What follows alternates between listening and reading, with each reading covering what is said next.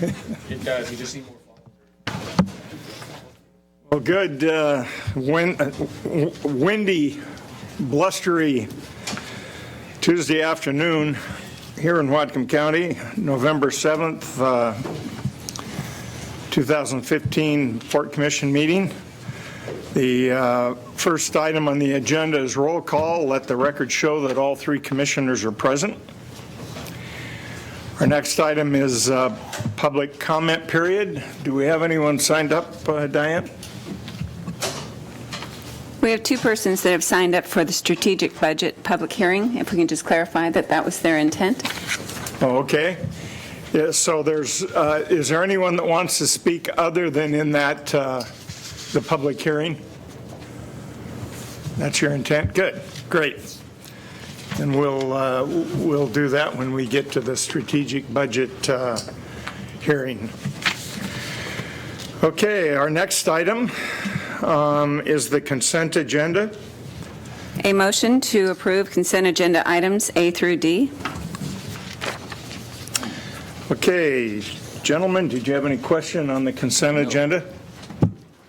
I have no questions. I have a question on item B. We're talking about the aquatics land harbor lease for $51,000. And that's it looks like we're leasing the pipe for the aeration stabilization basin. And I guess my question is, what goes through that pipe and what are we paying $50,000 for? Brian, you want to handle that?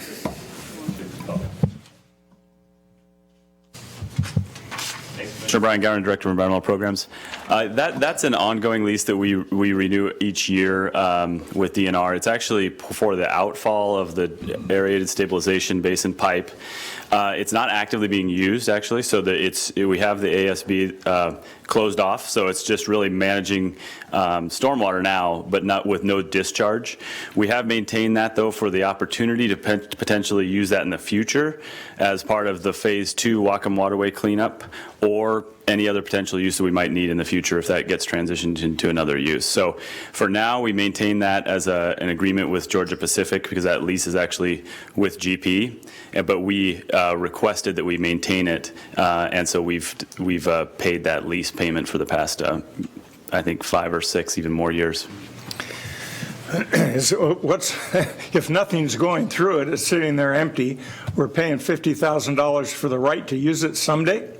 That's correct. Yeah, that was a strategic decision to do that for a number of reasons because part of the Whatcom Waterway Phase 2 cleanup, the potential of reestablishing that pipe in the future would be very difficult to do and reestablishing a discharge like that, it would be pretty difficult to do. And I think it would have a lot of value. It has the potential of a lot of value in this next phase of the Whatcom Waterway cleanup. The good news to that is that now that we have the Phase 1 Whatcom Waterway moving forward, we really are starting to ramp up the strategic decisions on the Phase 2, and the clarity on the use of that might become more apparent here in the next year or so. So what would we use it for, what would be going through it when it's in full use, if it was? Sure, yeah. It would, in this scenario, if we were to use it as part of the cleanup, the dewatering of the ASB and the management of the sediments for that phase of cleanup could use that discharge pipe. If it was transitioned into another use for something else, we could use that as a discharge pipe for an industrial wastewater treatment. Not that that's on the table right now is something to do, but that's a potential. The big use would be that for dewatering of the sediments and of the ASB itself in part of the Phase 2 Whatcom Waterway cleanup. So if we were going to do something with that basin. Correct. But that could be 10 years, and at $50,000 a year, we're talking $500,000 just to hold it, to reserve it. That's correct. Okay. Thank you. Any other questions? Any other input? Okay, all those in favor of the consent agenda? Aye. Aye. Aye. Okay, our next item is a presentation from the BIAC, the Bellingham International Airport Advisory Committee.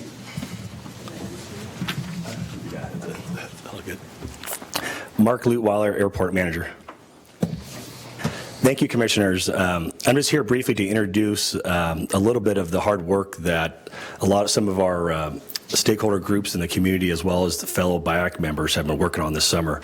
They've had a total of 5 separate meetings to discuss an airport trail concept, followed by 4 separate site visits out of the airport. April Barker is the chair of the BIAC committee, and she'll be giving you a brief informational update on what they've been working on this summer. And April?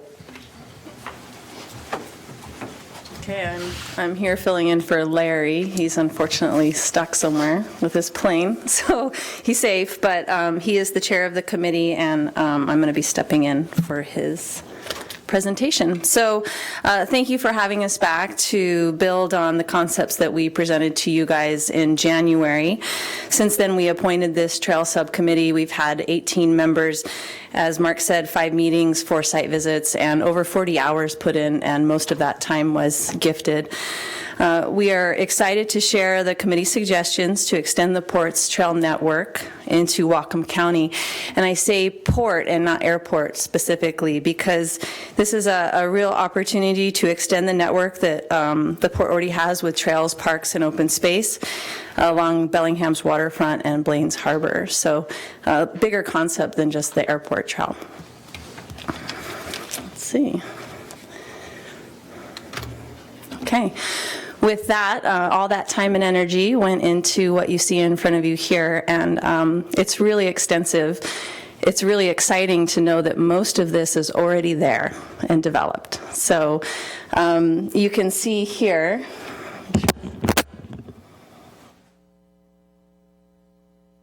okay. So the orange, as you can see in the legend, is existing paved roadside sidewalk. And then we come over to the green, which is park with a maintained trail. This red is a large gravel road that's maintained by the port and connects all the way over to the Cope Road. So there's only 2 sections that would need to be completed. One, the BIAC is suggesting would be phase 1. It's the lowest hanging fruit and the simplest of the projects. Bud is here, and he got down on the ground there and donated a bunch of his time to really help us understand that a lot of this blue is already walking trails, and you can kind of get past all of the wetlands fairly easily. This here is the Lockwood property. It's a homestead, a vacated homestead that the city of Bellingham now owns. So some of these trails right here would be on city property. So there's 3 things that really this trail system does, and it deals with health, safety, and connectivity, and the first 2 are health and safety. So this trail right here mostly pertains to that. And if you come down here, this is the Alderwood population. It's not part of Bellingham City, just part of the county here. And this map here shows, this is the percent of people who are have access to a trail within 0.5 miles, and really it's a park buffer. So you can see this area here is the Birchwood neighborhood, so in Bellingham City, and the numbers are kind of small there, but it's about 30% where people have, a percentage of people are able to get to a park buffer within 0.5 miles. And then you can even see as you get down further into Columbia neighborhood, you have almost 100% of people have that access. And then as you move out into the Alderwood community, you have only 2% of people have access, which is profoundly low. And kind of why we bring in that health part is just to show you this inequity in trail access. Along with that, this is from the OSPI website for education in Washington. And right here, this number is kind of important. This is Alderwood School that really follows around that whole area. And what you're seeing there is that 80% of the youth and the families are at poverty and below. So that's that percentage that has very little access to trails and open space. And then you can compare that all the way across with the Birchwood, which is at about 67, and then that Columbia area that had almost 100% people have access is down at about a 20%. Now, there's great information out there. One is a data set from the National Health and Nutrition Examination Survey from 2009 to 2012, and it states that persons living below the poverty level were nearly 2.5 times more likely to have depression, suffer from depression, than those above the poverty level. We know that exercise and access to leisure and recreation can help improve some of those conditions. We also know from the CDC that obesity prevalence was the highest among children in families with household incomes at or below the poverty level. So yet again, another thing that could be impacted with access to recreation. That gets compounded over in Alderwood, because if you look right here, you have a minority majority. So we have population of color is now the majority in the Alderwood school system. And unfortunately, that compounds with the information we just talked about, just living in poverty. But on top of that, the CDC states that Hispanics are about 50% more likely to die of diabetes, more than whites. And also the National Council of La Raza in 2014 stated that rates of obesity are higher in Latino adults and children compared to that of whites. And it stated several reasons, and one of the 5 reasons that it stated was typically these populations have limited access to safe places to be physically active. So amazing social and health benefits in recreation, participating in leisure and recreation activities we know helps us better manage our stress, can lower and reduce rates of depression, risk of obesity, and diseases like diabetes. So there's your health portion, where the port has a really unique opportunity at hopefully a low cost to improve the outdoor recreation accessibility and improve that equity. So the second one is safety. So this is for any of you that have actually biked Marine Drive. This is a huge concern right here. So hopefully that arrow will stay there. This is a bridge that goes over top of the railroad, and my understanding is it's structurally fine, but it's extremely narrow, so there's no separation between a pedestrian or a bike and cars. And there's also it's a long bridge, so there's a curve right here that is a bit blind. And so for those that have cycled, this beautiful way to go have a really great ride, this part is very treacherous, and the county has been trying to figure out how to get past this at a reasonable expense, and I think hasn't quite solved that problem yet. So the city bought this property here. It's the Lockwood property.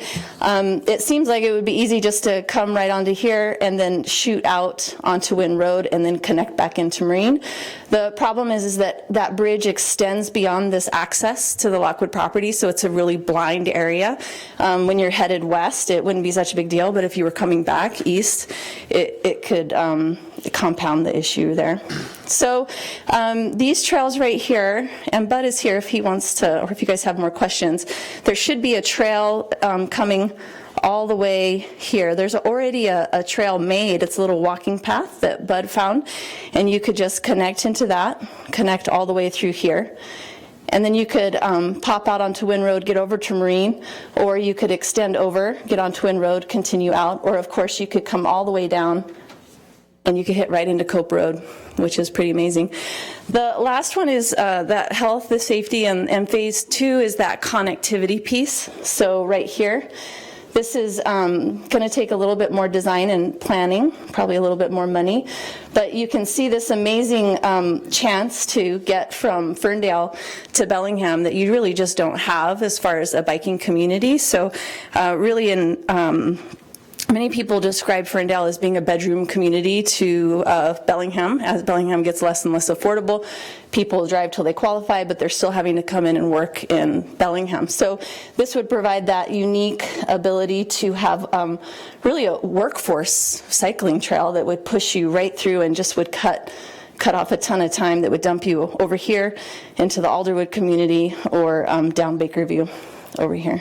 So And then knowing that there's a possibility of having some development over here in the Cope Road area, it also could provide a lot of functionality for the members of Alderwood community, and then of course Bellingham, as well as again that Ferndale connection. So a few other points were that we found out there's quite a bit of World War II information and historical sites that could be pointed out, and that would be a fun thing to embellish the trail with some placards, some information of how planes were hidden and where they were hidden, and if there are any artifacts around there. And also, of course, with we know that plane spotting is very popular, so there is a large area out here. I think, is that it, Mark? No farther left. Over here? Somewhere in, oh, here, okay. Right there. So this, I don't know if you've been out to that side, the view of the Bellingham city is spectacular. It's a big open field, and it's just an amazing part where, again, you could embellish that idea of plane spotting. You could have certain days of the month, maybe in summer, where people can come down, have an educational opportunity, or if you know a neat plane is going to be landing, you know, put that out there and have people come and check it out as well. So with that, what we're asking you today is simply asking the Port Commission to advance the trail concept to a feasibility analysis, just so we could see how much will it cost, what could we do, and how much could we give back to the community around it, following in with that port being a good neighbor. And then last, I thought it was really important to acknowledge we have many of the members are here. I don't want to embarrass you, but if you guys could stand up that helped with this. It was Lonnie, come on, Daniel, Bud, and Mary, and then of course Mark and Sylvia. So thank you guys, because this was a lot of time and effort went into this, and as you can see, many are not port staff, so we were really thankful to build these relationships, and we think you already have it all set to move it a little bit further. And then our last is just really having Sylvia and Mark was pretty phenomenal. It helped us move forward from a lay perspective to have some planning, and really, I think you were like our rock, Sylvia. And Mark, I mean, it would have been very easy for him to say, oh, I'm doing 2 jobs right now and I don't have time to continue this forward, but he didn't. He was at every single one of these meetings and site visits and made it possible for, I think at one time we had 10 people on a bus going back on the dirt road. So we're really thankful that you all appointed him in the interim director, and then he was so helpful in the process. So thank you. Thank you, April. April, before you sit down, I had a question. Could you go back to the chart on this one? Yeah. Do you have Geneva area, the Geneva school area, or the Silver Beach to compare those numbers? I see 19% is the Columbia. Oh, yeah. Do you know what? I'm just curious what those. This is what you're talking about here? Right. No, I know that Alderwood and Cordata are our highest levels of free and reduced lunch, so families living at or below the poverty line. I know Birchwood is probably the near third. Sometimes people think Roosevelt is up there, but I think Roosevelt and Birchwood are close. So it's really easy to go on the OSPI website and you just type it in right there. And then if you could go back to the map of the trail. The beautiful. If the purple area, for some reason, we don't get approval to do that, do you still want to move forward with the trail without it a complete loop? Yeah, that's why we put it in 2 phases, knowing that we had the low-hanging fruit of the blue, that's something that could immediately impact not only just the neighborhood, but that connectivity piece and the safety. I mean, health and safety should be our top 2. But we have a lot of, it's amazing how many people are interested in the purple. I mean, we've had business owners and others that said, hey, as soon as you're ready to do a fundraiser, I mean, we want to see this loop connected. People that are living in Ferndale and working down at the waterfront that would really, really like to have that connection. So certainly be worth to see if it's workable, but no, if it didn't work out, we would be happy to move forward with what we've got there. Just if I could, to make sure everyone understands the significance of the purple, there's a little label above that says RSA, and that stands for Runway Safety Area. You see a rectangle on the end there that extends out over I-5, and this trail would have to go through that runway safety area. Not impossible, but definitely hard to get FAA permission for doing that. Obviously, the RSA is not what it normally would be because I-5 cuts through that corner already, so. And that's the reason for my question. I just wanted to make sure you still wanted to go forward. So the next step is to do some design work, is it? No, I think maybe Sylvia could add to that, but a feasibility analysis to see, is it feasible? Could we move forward? What would the cost be? And then steps beyond that. What would the cost be of the design or the cost of the trail? I could address that. Sylvia Goodwin, Planning Director. We have already done some preliminary design work. We would need to do cost estimates, and a lot of that we can do in-house without getting to having engineers and doing consultants or design. I attended, and so did Daniel Tepper, a trail conference a few weeks ago in Olympia. There's an RCO grant program. There's a lot of good information where you can estimate the lineal foot, the cost per lineal foot, multiply it times the number of feet, and figure out what it would cost. So I think with a little bit of staff work on it, we wanted to bring it to you before we proceeded, but we can get a lot more done and then start looking at sources of funding. Without the port dedicating funds for it yet, we can probably put together grant applications, look for volunteers, look for donations or in-kind match from construction companies or bicycle trail, bicycle support groups or REI. There's a lot of different opportunities to get funding without putting money into it yet. And at what point do we have Homeland Security weigh in on this? Well, that is part of the feasibility study. We've already been working with Sunil, and he's got a lot of good ideas. So what we were thinking is that we will start immediately after your direction with working on some design, working on some cost estimate, and then talking to Homeland Security. The red portion along the back fence line will require some coordination with TSA, correct? And then the other one, the Cope Road connection will require some FAA coordination. And as soon as we get going, we can start working on those. And then some of the others involve county roads. Airport Drive and Marine Drive are both county roads, so we'll need to coordinate with the county on that. So. Okay, thank you. And if I might add, one thing I did forget is when we came to you in January, one of the suggestions of the BIAC was to really embellish and I think really accept the values of the community around. And we know that Bellingham has passed 3 greenways levies, and we have a pedestrian and a bike master plan. So biking is a big community, and as I had showed you in January, Portland, they've really pushed their efforts to make their airport bicycle friendly and savvy. So that would be maybe even another step to really make sure as that we continue with Bellingham and with Whatcom to ensure that we're doing everything we can to keep this bicycle access and improve on it anytime there is some construction. As you know, the hotel there as well, there's not many places you can come into an airport, plop down in a hotel and rent a bike or even take a walk and already be right out in the wilderness. So it's pretty exciting. Is that it? Okay, thank you very much. Gentlemen, any questions, comments? Mark, I'll have a question for you first. Feasibility of phase 2, realistically, what are the challenges with that? You're talking about the purple. The purple, yep. Yep. So there's a lot of things, and that's part of why we kind of asking for a little bit, some direction, at least some time to be able to think about that, because there's a lot of, there's some obvious things out there with both federal government approvals, there with both FAA and TSA. We don't know yet. It's part of That's why we want some time to be able to try to figure out the kind of the pros and cons and how much work are we going to be able to maybe have to go through this stuff. Is it going to be something easy? Is it going to be a big push for that? And that's So can you describe the what happens in the runway safety area, what can and cannot happen, assuming, can you put structures in the RSA?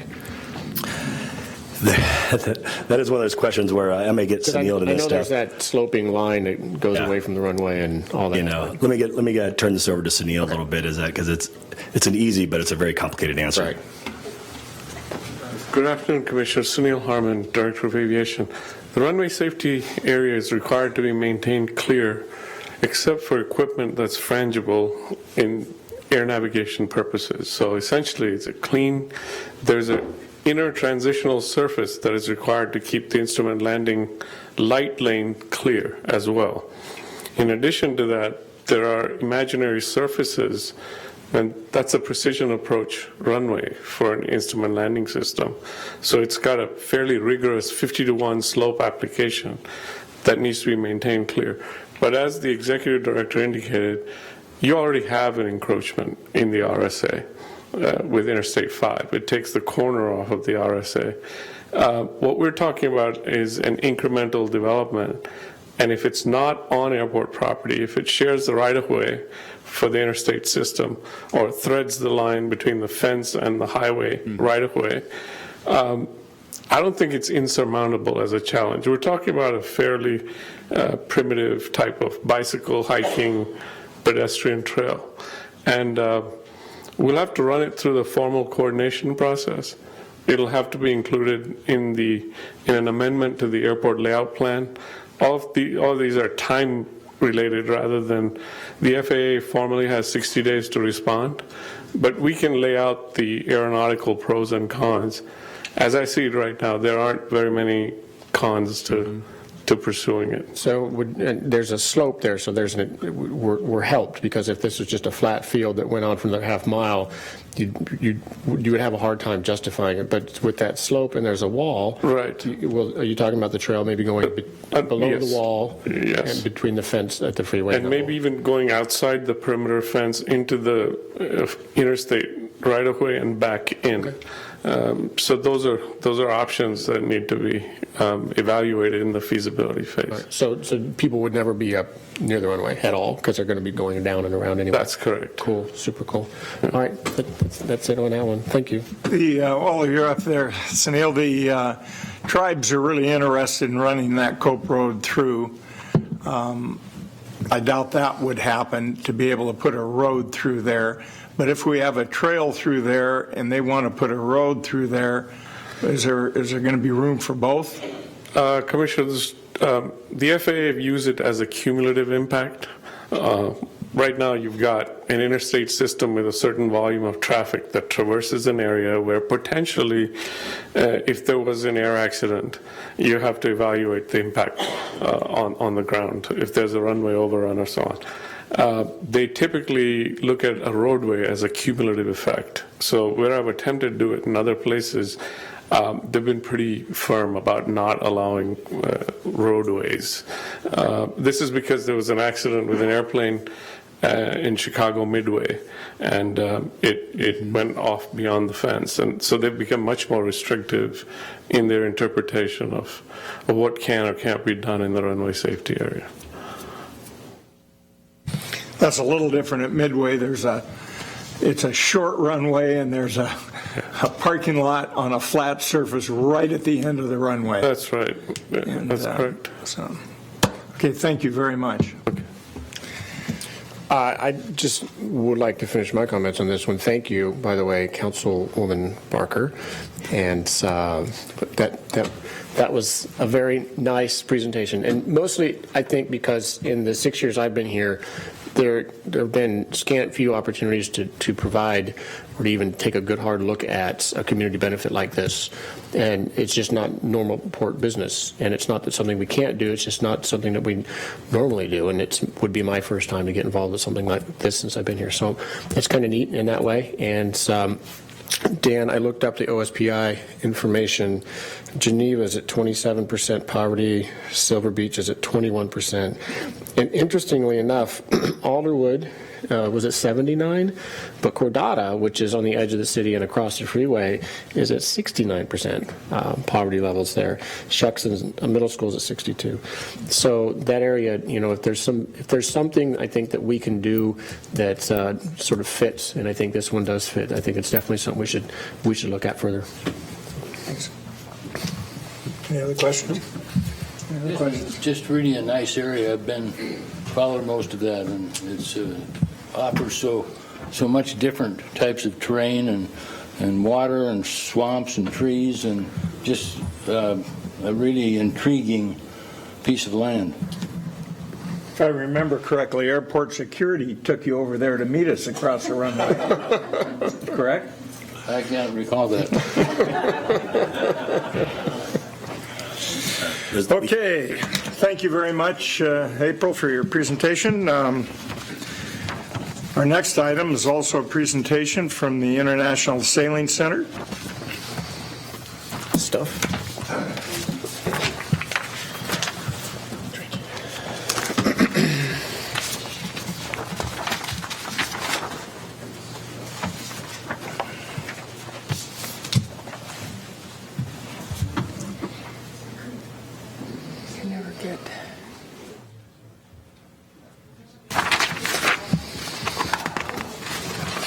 Sorry, from beginning. There we go. Whoop. Sylvia Goodwin, Planning and Development Director. A very brief presentation. You have already provided direction to both the Sailing Center and gave Commissioner Rob Fix authority to begin working on a memorandum of understanding. So this is just an update. Quick correction, I'm not a commissioner. Executive Director, excuse me. You're supposed to know your boss's title. I do. I was nervous. Okay, let's start over. Commission has already given direction to work on an MOU, and we're just updating you on some of the details. We have reached agreement on a proposed site for the International Sailing Center, and we've got some of the basic deal points determined. The Sailing Center would complete the design, raise some funds, and obtain permits for a facility. The port, after they are able to get the design and funding, would lease the land to the Sailing Center, uplands, and some in-water floats. They would use existing Pine Street, and then the port would be involved in moving some fences, moving some power lines, and relocating some of the existing port uses out of the area. And then the Sailing Center would construct, design, and operate it. Parking would be in the park, but interim parking could be along the banding yard. So I will show you the site. This is the existing port facilities shop and Cornwall Avenue. Beyond to the bottom of the slide is the new city's Cornwall Beach Park, and then the shipping terminal is out to the left. The site is less than an acre. It's inside of the fence line of the facilities maintenance shop, so we wouldn't be further encroaching into the shipping terminal. We do have some concerns, or staff does, particularly facilities staff, about where they're going to put all of the goods and equipment and things that are stored in this area. That's something that will need to be worked on before the site can move forward, but there is space possibly behind 625 Cornwall or around the site, or it could be moved off-site. And then you can't see it real well. I'm not as clever as April using the big pointer, but at the bottom of the slide is the ramp where they would put the boats into water. These are small etchels and hand carry little sailboats. They have like a little trailer that's almost like a wheelbarrow to put them into the water. The lease calculations are here. We would the community classroom space itself would be considered a water-dependent use under DNR rules, so the lease rate for that would be very low. The in-water floats would also be water-dependent. It's all DNR land. The lease on that would be low. The non-exclusive use of Pine Street is a vacated public right, or it's not a vacated public right-of-way. It is a public right-of-way, and we're working with the city to get use of that. We would not have to charge the sailing center for that. So the primary expense would be for the non-water-oriented use of the rest of the building and the yard would be about $1,600 a month. So that would be the lease if it goes forward, and the lease rate wouldn't start until after they get the feasibility and get the building built. And then just a broader view of the site, you can see the rest of the shipping terminal. When we first started looking at this project, it was somewhat bigger. They had fairly ambitious plans to extend Pine Street, or to use Pine Street all the way out to the old chemical dock or railroad dock. The project now is a lot smaller and probably more feasible. I think it will make it a lot easier to raise the funding. And then the other yellow parcel over the banding yard, we talked about parking. That could still be used for parking, but if we didn't give the sailing center exclusive use of it, we could still use it for other port purposes, and it would be much more cost effective. So that is the status report. We have a number of members of the International Sailing Center here today, if there are questions for them. Thank you, Sylvia. Any questions, gentlemen? I do. Sylvia, can you quickly explain the difference and what happens between the inner harbor line and the outer harbor line? Between the inner harbor line and the outer harbor line in this area, the port has a port management agreement, and that just means that we manage the land for DNR. The port in this area has the authority to lease land, but we have to charge the fair market value if the use is not a water-dependent use. So why would and then on the outside of the outer harbor line that DNR manages all that. So why does DNR create this space that we have no authority over, but we get to lease on their behalf? Well, the outer harbor line is out in the water. We don't use that land. That's all out there. It's all DNR. Between within the port management agreement, and it cuts right across the shipping terminal. We use that land because it makes sense for the port to manage it, to lease it for tenants, and to use it for economic development purposes. So otherwise, the DNR would have to enter into all of the agreements with each operator of the facility and manage all of those leases themselves. And because it's the port facilities, like the shipping terminal, the port owns the facility, we lease it, and it's just a system that they set up so that ports can do their business, and the DNR doesn't have to get involved in the day-to-day business of the port. I do not know the answer to this, and if you don't, I'd be surprised if you do. Do you know the history of why that inner harbor line was drawn where it is? I do not. Okay. I'll find that out. Okay. So on the plans, we're still talking about a pier and a seasonal float. And where are we on the discussions about the pier right now? At this point, we brought it back to you for direction. The International Sailing Center will then work forward on looking into the design and feasibility. We did place this potential pier, or they placed the potential pier, so that it's outside of eelgrass areas where we think it's more likely to get permitted. And at this point, then they need to first raise funds and then get the more detailed design. Okay, so nothing's changed since last time we talked about that one? Well, what's changed is we now have a more definitive site, so something has changed. But yes, they still don't have detailed cost estimates or permits yet. Okay, cool. And then this may be a question for the folks from can I say the ISC? Can I say that? These are hand-launched boats? All of them are hand-launched boats? The Etchells. Could we get Mr. Wilson a microphone, please? Here, okay.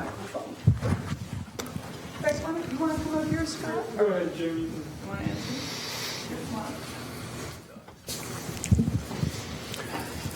Hi, thank you for hearing us out. Stereo. Oh, stereo. Okay. Jim Gavin. I'm one of the 6 members of the Bellingham International Sailing Center. So it's BIS. a mouthful, but BISC. So what we have in mind are a number of our youth sailing fleet boats, the Optis, the Lasers, we have new 29ers, and eventually these other 505s. So those are smaller boats that can be launched by hand from the beach.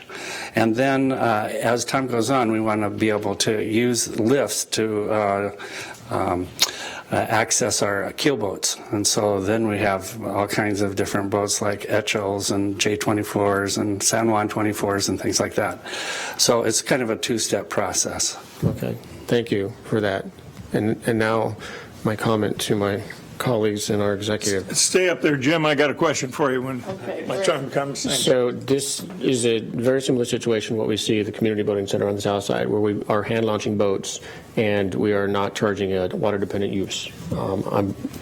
And I don't see much difference in this, but we're still going to be charging a non-water dependent rate.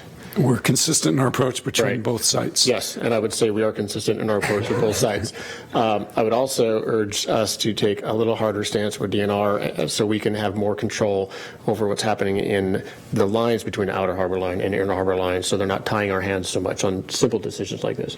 The difference in the value to the Port of Bellingham with this lease, with the non-water dependent versus water dependent, is almost insignificant to us. But it does make it much more difficult for us to work with groups like this and have really neat things like this happen in our community, because DNR's got these, what I would call wonky rules with something like this. So anyway, just want to throw my 2 cents in there, and I'd like to pursue that a little bit further in the future. That's it. Message received, we are on that course. So Jim, did you have any question? My question is, is there going to be a concrete ramp or a ramp of some kind to wheel the boats down into the water, or will it all be off a dock? It will be both. We're planning on a concrete ramp that's just wide enough for those small boats. And the small boats being everything except the San Juans and the Etchels? Right. Okay. And then where are the San Juans and Etchels going to be? Are they going to be launched from the? Yeah, here. I don't know if I know how to do this pointer. Here. I think someone called it a temporary dock, but Right there. they're going to be launched from there as well, not down farther on the other pier? No, you're right. They're not going to be launched from that other pier, because we went through an in-depth analysis of that and decided that this would be a better location. And also, we're mindful of the eelgrass and the flow of wave action and that type of thing. So where it says Phase 2 with that Pine Street drawing along there, and yeah, all that pink will not be used then? That's correct. Okay. And this differs from the original proposal, which you'll see on this map in pink, which takes you out to what we call the chem dock. And they've changed their approach on that. One of the reasons was at the request of the port, because it was kind of infringing on the shipping terminal. So we're trying to limit their footprint here, and by putting the dock closer to what we call Glass Beach there, you don't have to use as much of the land. Okay. And then on the there's very few Etchels, but once you get into the San Juan 24s, there's a lot more boats that are now paying moorage in our harbor now. So those would be on trailers and be out there, so we would lose that moorage here. Well, And I'm not opposed to it. I just want to make sure everyone understands what's going to happen here. Right. I can talk about that with a little authority, because I have a San Juan 24, and there are over 24 San Juan 24s in and around the harbor. Some of them are located on trailers on the Hard, and some are in the TD Karn parking lot right now. And so a proportion of those would continue to be on trailers, and the rest would be throughout the marina as they are now. Okay, because it shows 120, little drawing or a little more there, 140 boats. And if it was just the Etchels, along with the Optis and the 505s and the lasers, I could see. But once you have the San 124s all on trailers, it's going to take up a lot more room. Yeah, we're mainly thinking about lasers and Optis and boats that we need for high school sailing and college sailing. And Scott, do you want to add anything to that? No. Okay. Okay, the San 124s are kind of a new wrinkle to it. That they're over half of them are still in the water today and it's winter, are they not? Yes, well over half. I'd say probably 2/3. Mm-hmm. So that's some moorage we'll lose from it, not opposed Not to necessarily, because our J24s, they're in the same category, and others, boats of that size. But when they're on the hard here, we're not getting any moorage for them under the new plan. Right. I'm saying that a large percentage would maintain their current moorage. Oh, they will? Yeah, 2/3, that was my guess. Oh, okay. I was thinking they'd all go over there. No. Only the ones that race, or?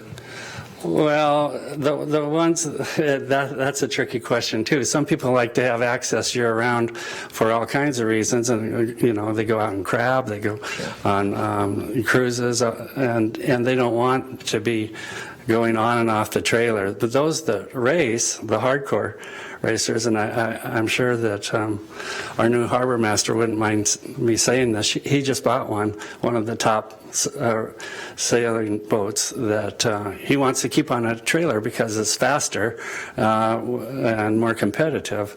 So there are a small percentage of people that will want to do that. Okay. My last question is, Mike, you mentioned a temporary dock, but this isn't going to be a temporary dock if you put a crane on it to lower an Etchel into the water, will it be? There's a pier with a temporary float that hasn't changed, right?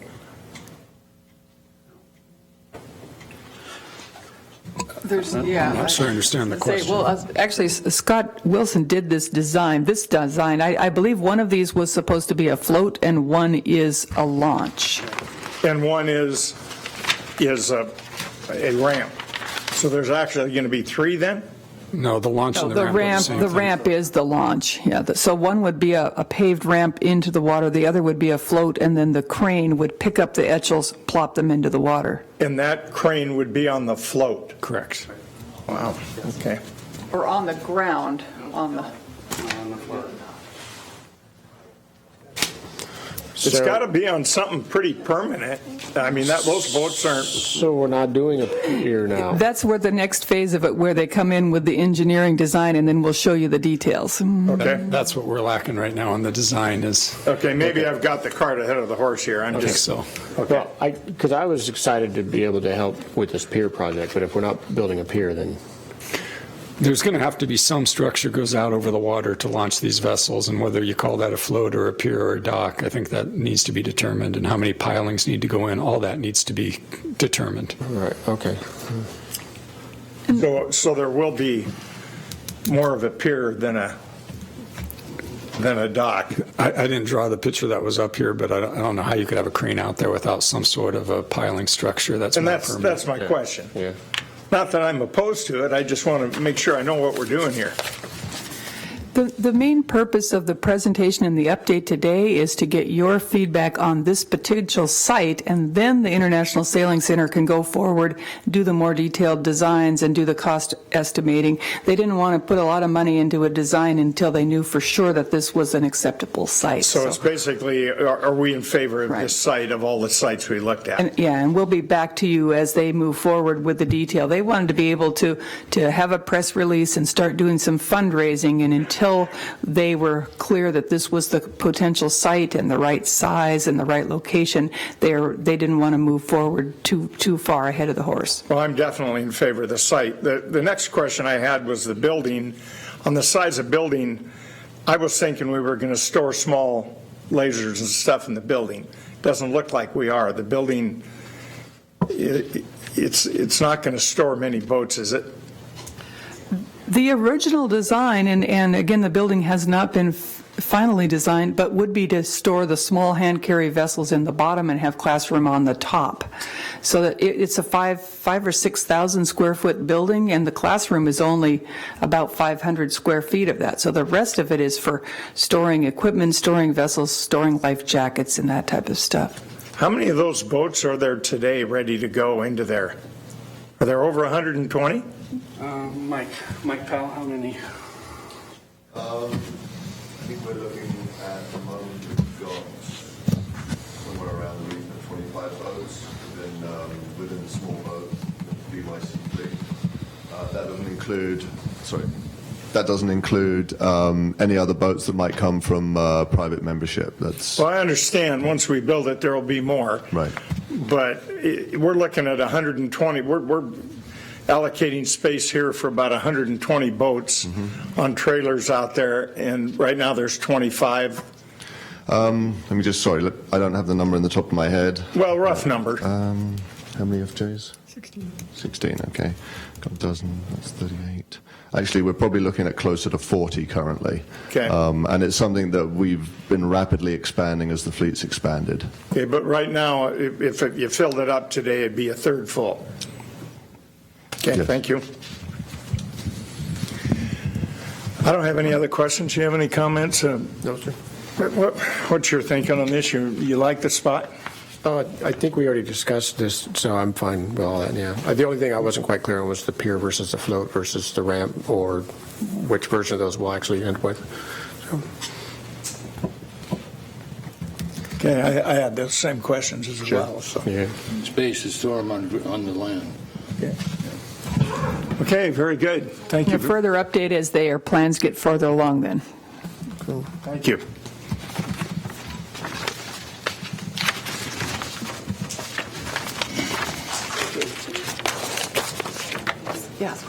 I just wanted to say thank you to the commissioners and to our executive director and to Sylvia and all the others that have been working with us for over a year now, and we really appreciate your support and understanding. At what phase do you start raising money for this? How about tomorrow? Once you have the area, you can start raising money. That's right. Yep. Good luck.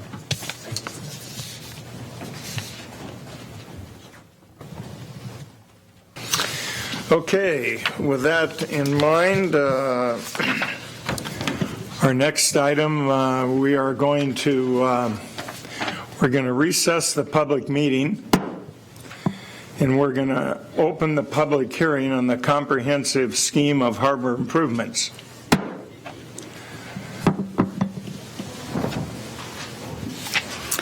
Sylvia Goodwin again, Planning and Development Director. We had a public hearing last meeting, and this is a continuation of that hearing to amend the Port's comprehensive scheme of harbor improvements to incorporate the 2016 capital projects into that comp scheme. And it will be the hearing and then adoption of the budget. Okay, are there any comments from anyone on this hearing? These are for the budget. We're going to have a couple of them here. We're going to open close meetings right and left here for a minute. Okay, hearing none. No other comments from either of you gentlemen? No. We don't need to vote on that. We just closed the public hearing. And That was quick. now we'll vote that the public meeting's back open. We can now vote on that. That's correct. So now we're back A in the, motion. And you need to read that. A motion to approve Resolution Number 1346, incorporating the capital projects contained in the 2016 strategic budget into the Port of Bellingham's various comprehensive scheme of harbor improvement plans in Whatcom County, Washington, as follows. The Blaine Wharf District Master Plan, the Sumas International Cargo Terminal Comprehensive Scheme of Harbor Improvements, the Airport Master Plan, the Comprehensive Scheme of Harbor Improvements for Squalicum Harbor, the Bellingham Waterfront District Sub-Area Plan, the Fairhaven Comprehensive Scheme of Harbor Improvements. Okay, gentlemen, any comments? Questions? I've only got one, and this is just for the record. So for those who have not read this document, a lot of folks ask about, and I got some last-minute requests to explain how our scheme of harbor improvements work and when do we come and give all our input and all that. And I tried to tell somebody it was sort of like the county comp plan, and then that really got them super confused. So it's not like a comp plan. However, there was something in this that explains it quite nicely. Here, this is an administrative housekeeping item which synchronizes our comprehensive scheme of harbor improvement plans with our budget, and that's it. So this is not a big, massive change. There's a lot of folks wanting to come and weigh in and make a bunch of changes, and it's just making sure our budget is in line with our different harbor improvement plans. That's it. Okay, any other comments? Hearing none, all those in favor? Aye. Aye. Aye. Passes 3-0. Okay, once again, I'm going to recess the public meeting, and we will open the public hearing on the 2016 strategic budget.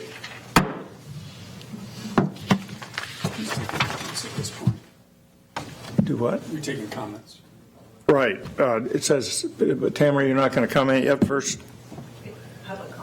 Public comment first, okay. We have two people who have signed up. The first one is Darren Williams. If you'd like to go to the podium.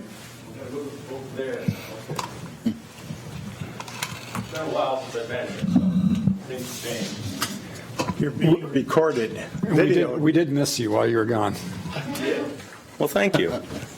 Darren Williams, Whatcom County resident, 4089 Y Road, Bellingham, Washington. I'd like to address the commission in support of the 2016 budget, particularly with those items which address the Bellingham shipping terminal. In the budget, I see that there's capital improvement money. That's great. We fully support that. But more importantly, something that we've been asking for several years, probably onwards of 6, is that we develop some marketing for that facility. And I see that there's money in there to hire a marketer. And that is key. I worked in Olympia today, and when I was speaking to those fellows down there, they put all the emphasis on a dedicated marketer, someone that can actually get out there and market that asset. And to actually have the money in the budget to do that, I think is wonderful. So I applaud that.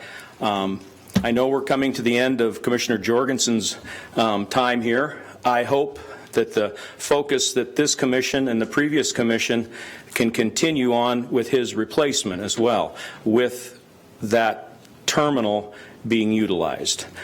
Commissioner Jorgensen has been very supportive of that, and I hope the new commissioner can do the same, and I hope the 2 remaining will stay the course as well.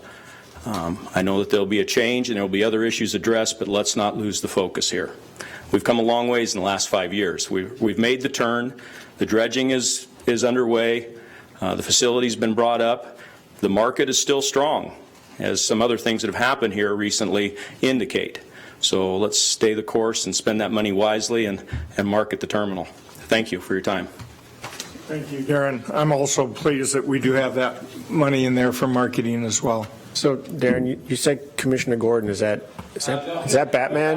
I think that was Batman. Yeah. I'm sorry. I didn't hear anything after you said that. I was like, Maybe yours too. I'm kidding.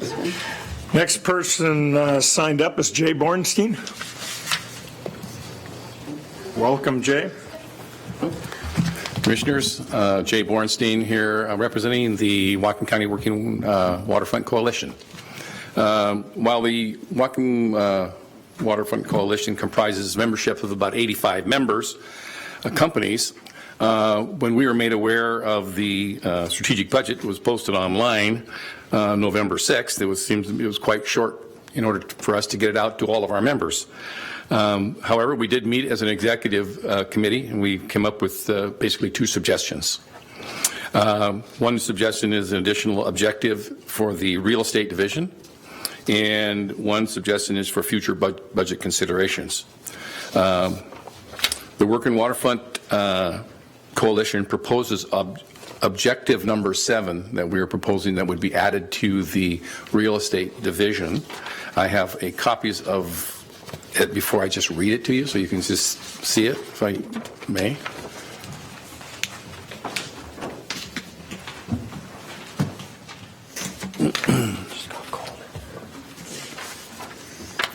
Thank you. So I'll just read it. You have it to read it into the record. Objective number 7, continue to offer attractive lease rates to commercial marine businesses in order to maximize marine trade occupancy on port-owned harbors, buildings, and properties. And further, continue to offer attractive lease rates, especially as these relate to in-water infrastructure capital costs, where marine trade businesses simply cannot absorb the costs.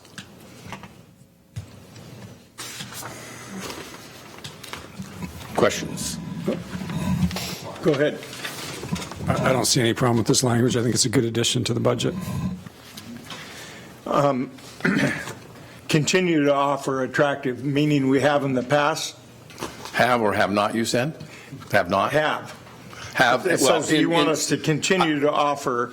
Yeah, no, I understand. I believe I understand what you're getting at. My question is, in the eyes of the coalition, have we had attractive lease rates in the past? I think that there has been in the past, and there has been not in the past. So I think that what we're looking for in the future is some form of protocol that would give it some strength for which we can, go out on a level playing field. We know where we're headed to without one day somebody gets an attractive rate, somebody doesn't get an attractive rate or whatnot. We're trying to figure out a way to codify that. Okay. So, Okay. Well, you guys are have to work on that, not me. Sure, hold on. I don't quite understand the final part of that sentence.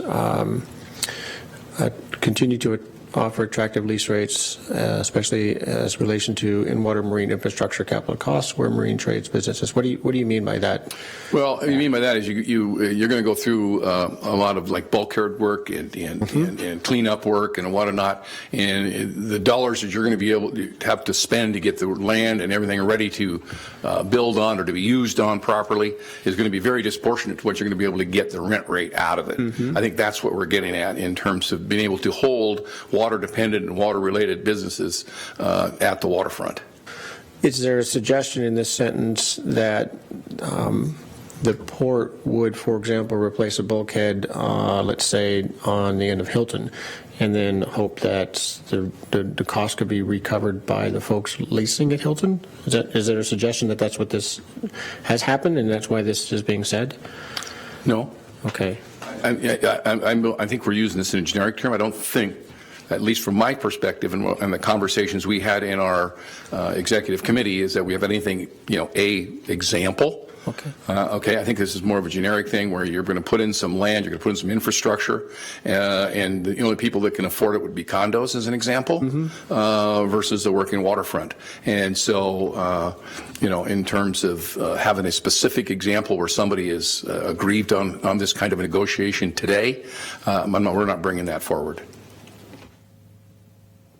I can tell you, from this commissioner's standpoint, I'm all for a working waterfront more than condos anywhere we possibly can. We have a rate that we set now for most of our marine trades. If we ever deviate from that rate, there's a lot of arm wrestling and a whole lot of reasons given on why we should or should not deviate from it. And the latest one I can think of was when Seaview North claimed that they were paying more than their competitor, and we sat down and looked at it and studied it, did a survey, and came back and made an adjustment. So we are flexible on that, but we do have a standard that we use. We don't just pick it out of the air, and Shirley's pretty adamant on keeping that standard. And but if your concern is over, a marine trade can't afford to be there at that particular rate, so we better put condos in there because of the cost that's going to be to build a new breakwater, whatever it is there. I sure hear you, and I agree. Thank you. So, not to hijack this because this is public comment, but it seems like we're having a discussion. I'm looking at our marine trades tenants, and I think this list is fairly complete. And I think, Jay, Mr. Bornstein, you as a Working Waterfront Coalition member are quite aware of this conversation a lot. Just looking at our percent of return on each particular property, it's literally all over the map.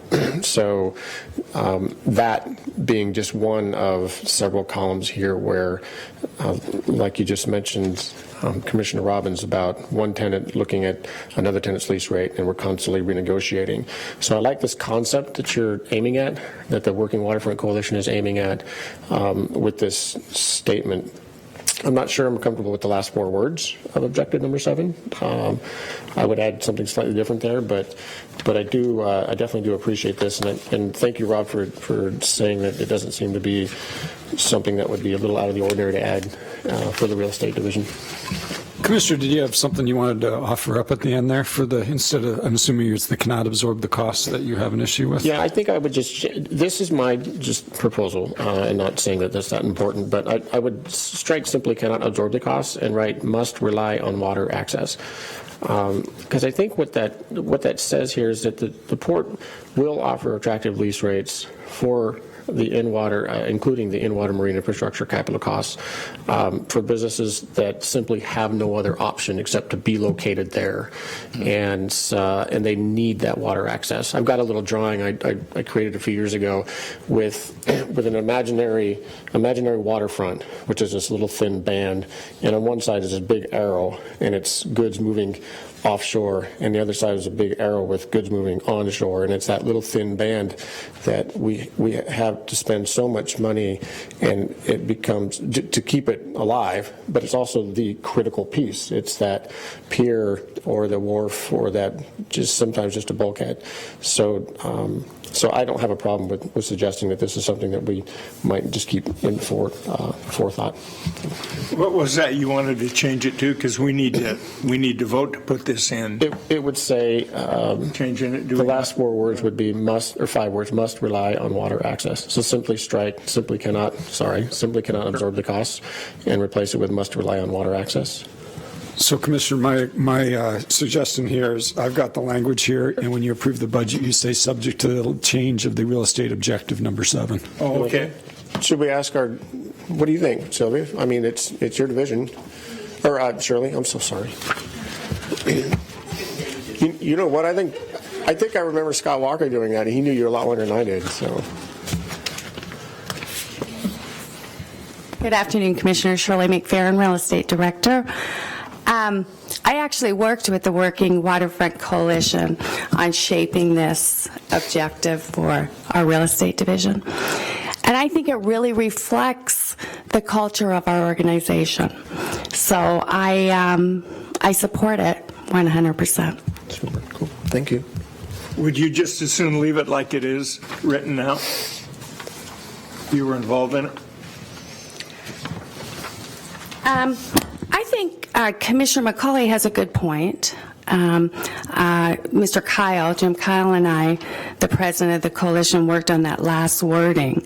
So if it's important to the commission, we can certainly change that. I think Mr. Kyle and Mr. Bornstein would support that. So I'm open to that change. I like the additional language as well. Okay. Where exactly does that go? It goes in the last sentence. Right there, you've got it. At the very last, okay. Right there. These are just the objectives in the budget that Right. precede every division's expenditures, right? So, Right, and I write the objectives for our division, and this would be the last objective, and it would be in addition to that. And it's a great one. We love it. Okay. I'm not sure we have to vote on it, though. Well, we don't have to vote on this, but we have Yeah, to vote. we'll just vote on the resolution, Resolution, yeah. Time. Okay. Mr. Borstein, were you done, or did you have two You have items? two, right? You ran off with your paperwork. I'm speechless without it. I just can't say anything. Okay, the second thing is actually relatively a simplicity. The budget was put online November 6th. We have 85 members. We're trying to get them disseminated out to the membership and to get a response back. And in order to get a good review and a unified, because we felt kind of encumbered ourselves, the four of us that were on the executive committee, to speak for the 85, we would just simply request that you put it online earlier so that we can get it back out. I know that you have it at the budget meetings and things, but we're not always here. We're not always picking it up. And we need a good vehicle so more of our members can get it quickly, and we're not speaking just, the four of us trying to make up decisions for the 85. So that's just simply a request for the future. What more than 10 days, what number seems more reasonable to you? As soon as you have it ready to bring to your first reading, I mean, you can't get it any faster than what you already have. We And so were a little late this year. For some reason, Tamara and I were 2 weeks behind the entire budget season. So there's some other things came up, but they're all excuses. And next year we'll just try and be on time. Good. Yeah, so the first time it's presented to the public to hear, just, put online, simply. So whatever that is, we live with that. Thank you. Thank you for your comments, Mr. Bornstein. Okay, I will then close the public hearing, and we will reconvene the regular commission meeting. And Tamara. Adopt Resolution 1347, approving the 2016 strategic budget, and Resolution number 1348, authorizing the regular property tax levy and declaring a substantial need to maintain the maximum levy capacity. Tamara Snobjack, Director of Finance. Sorry. Commissioners, there are two resolutions before you today to wrap up the 2016 budget process. The first one, 1347, just adopts the draft budget, plus the changes that were made last meeting, November 3rd, and the changes approved today, November 17th, as the final budget. It also sets the property tax levy at just under $7 million, which is the same as 2015. Resolution 1348 simply notes the tax levy and states that there is a substantial need to preserve the port's future levy capacity.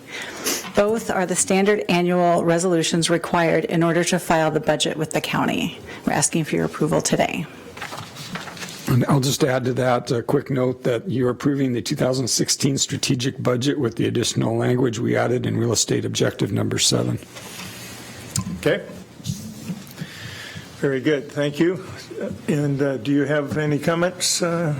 So, Rob, the timing of the budget, for us, I mean, we could theoretically adopt this on December 31st and still be within the bounds of the law, but the county needs this in a certain time. Yeah, county needs it by December 1, the county treasurer, and that's the resolution number 1348 that deals with the property tax that they need by December 1. We typically adopt the budget and that at the same time since they drive each other. Okay, so getting it out any earlier in response to, I think there were some comments at our last meeting as well, would just require that you folks to just get it done a little earlier. We were a little behind this year. We were literally 2 weeks behind every step of the way, and I think we can make sure that doesn't happen next year. So Absolutely. We usually do have the draft budget online, complete with the narrative, but I just simply didn't get it done in time. Okay. Yep. All right. In the standard, we'd like to hit on that is at least 2 weeks to have folks be able to look at it. I think we usually have it out by the second meeting in October, so it's theoretically a whole month ahead of when you vote on it. Yeah. We're scheduled to put it online October 26th, and it didn't hit till November 6th. Yeah. Oh, wow, okay. Mr. Bornstein is correct. Yeah, you bet. Yeah. And that's a number of folks' fault, but mostly myself and Tamara just didn't get our writing done. Sorry. Very, very reasonable request by Mr. Bornstein. Okay, any other questions, comments? Commissioner Jorgensen, any question, comment? Well, I was looking at part of the, I can't find what I did with my paper. That's what I'm sitting here looking for. Anyway, it had to do, Tamara, with the Blaine area. And if you can just give me a second here, I actually had a pen sitting in there separating where I wanted and it fell out, so. Oh, phooey. Let's not be concerned about it. It's not that big a thing. Just, I don't know where I am. I'm lost. So that does raise an interesting point, because I know we talked about Blaine quite a bit more this year than in past. So we've got, is it $4 million that we're spending in Blaine next year on bulkheads, I think? I believe the money is to be spent in 17, but the planning and design happens in 16. Okay. So the money we've allocated in 16 is to do the engineering work and determine best, practices and best construction methods. Okay, and then obviously I know we've had a lot of conversations about the total cost of doing everything that we'd like to do in Blaine. So next year we'll have that project and process, or in process, and we can discuss more funding for any improvements after that. We've been dealt, as you know, a bit of a setback with the MOTCA funding, and we're going to be trying to sort through that in 2016 and push for that funding to be reinstated for the Blaine area, because that's critical to getting that project done. Okay, all right, so much more to do. Any updates about MOTCA lately, by the way? On Friday, Brian Gowan and I are going to head down and have a meeting in Olympia with the governor present and a couple other key people, and we're really going to keep pushing on that. But yeah, no great news coming out of there. Okay, thank you. Okay. Commissioner, did you find your? I did. It has to do with the number of fish caught last Saturday. No, it's for Tamara in regards to Blaine. First, the 2016 and 17 budget. There's figures for design and partial replacement of the Blaine bulkhead, if you recall that. And I was wondering why the difference between the 16 and 17 budget on those two figures. Are you talking about the 2016 $400,000 and then $3.7 million in 2017? Yes. That's the 2016 is for design and 2017 is for construction. It'll take that long to get through the design phase. Okay.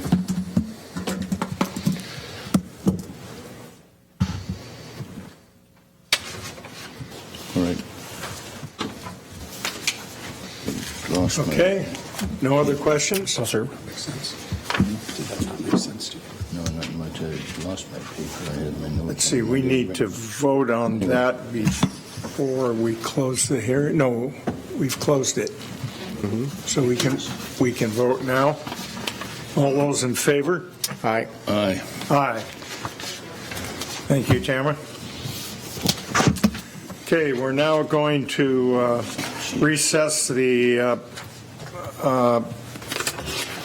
let's see, we're going to recess the public meeting again, and we're going to open the meeting on the Industrial Development Corporation.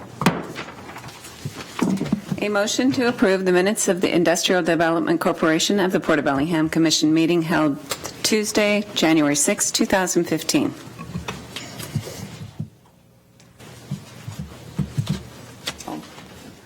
The Sylvia Goodwin, Planning and Development Director, the minutes are in your packet, and unless there's further questions, I have no comments on. I've read the minutes. I don't have any question. Do you, Mike? No.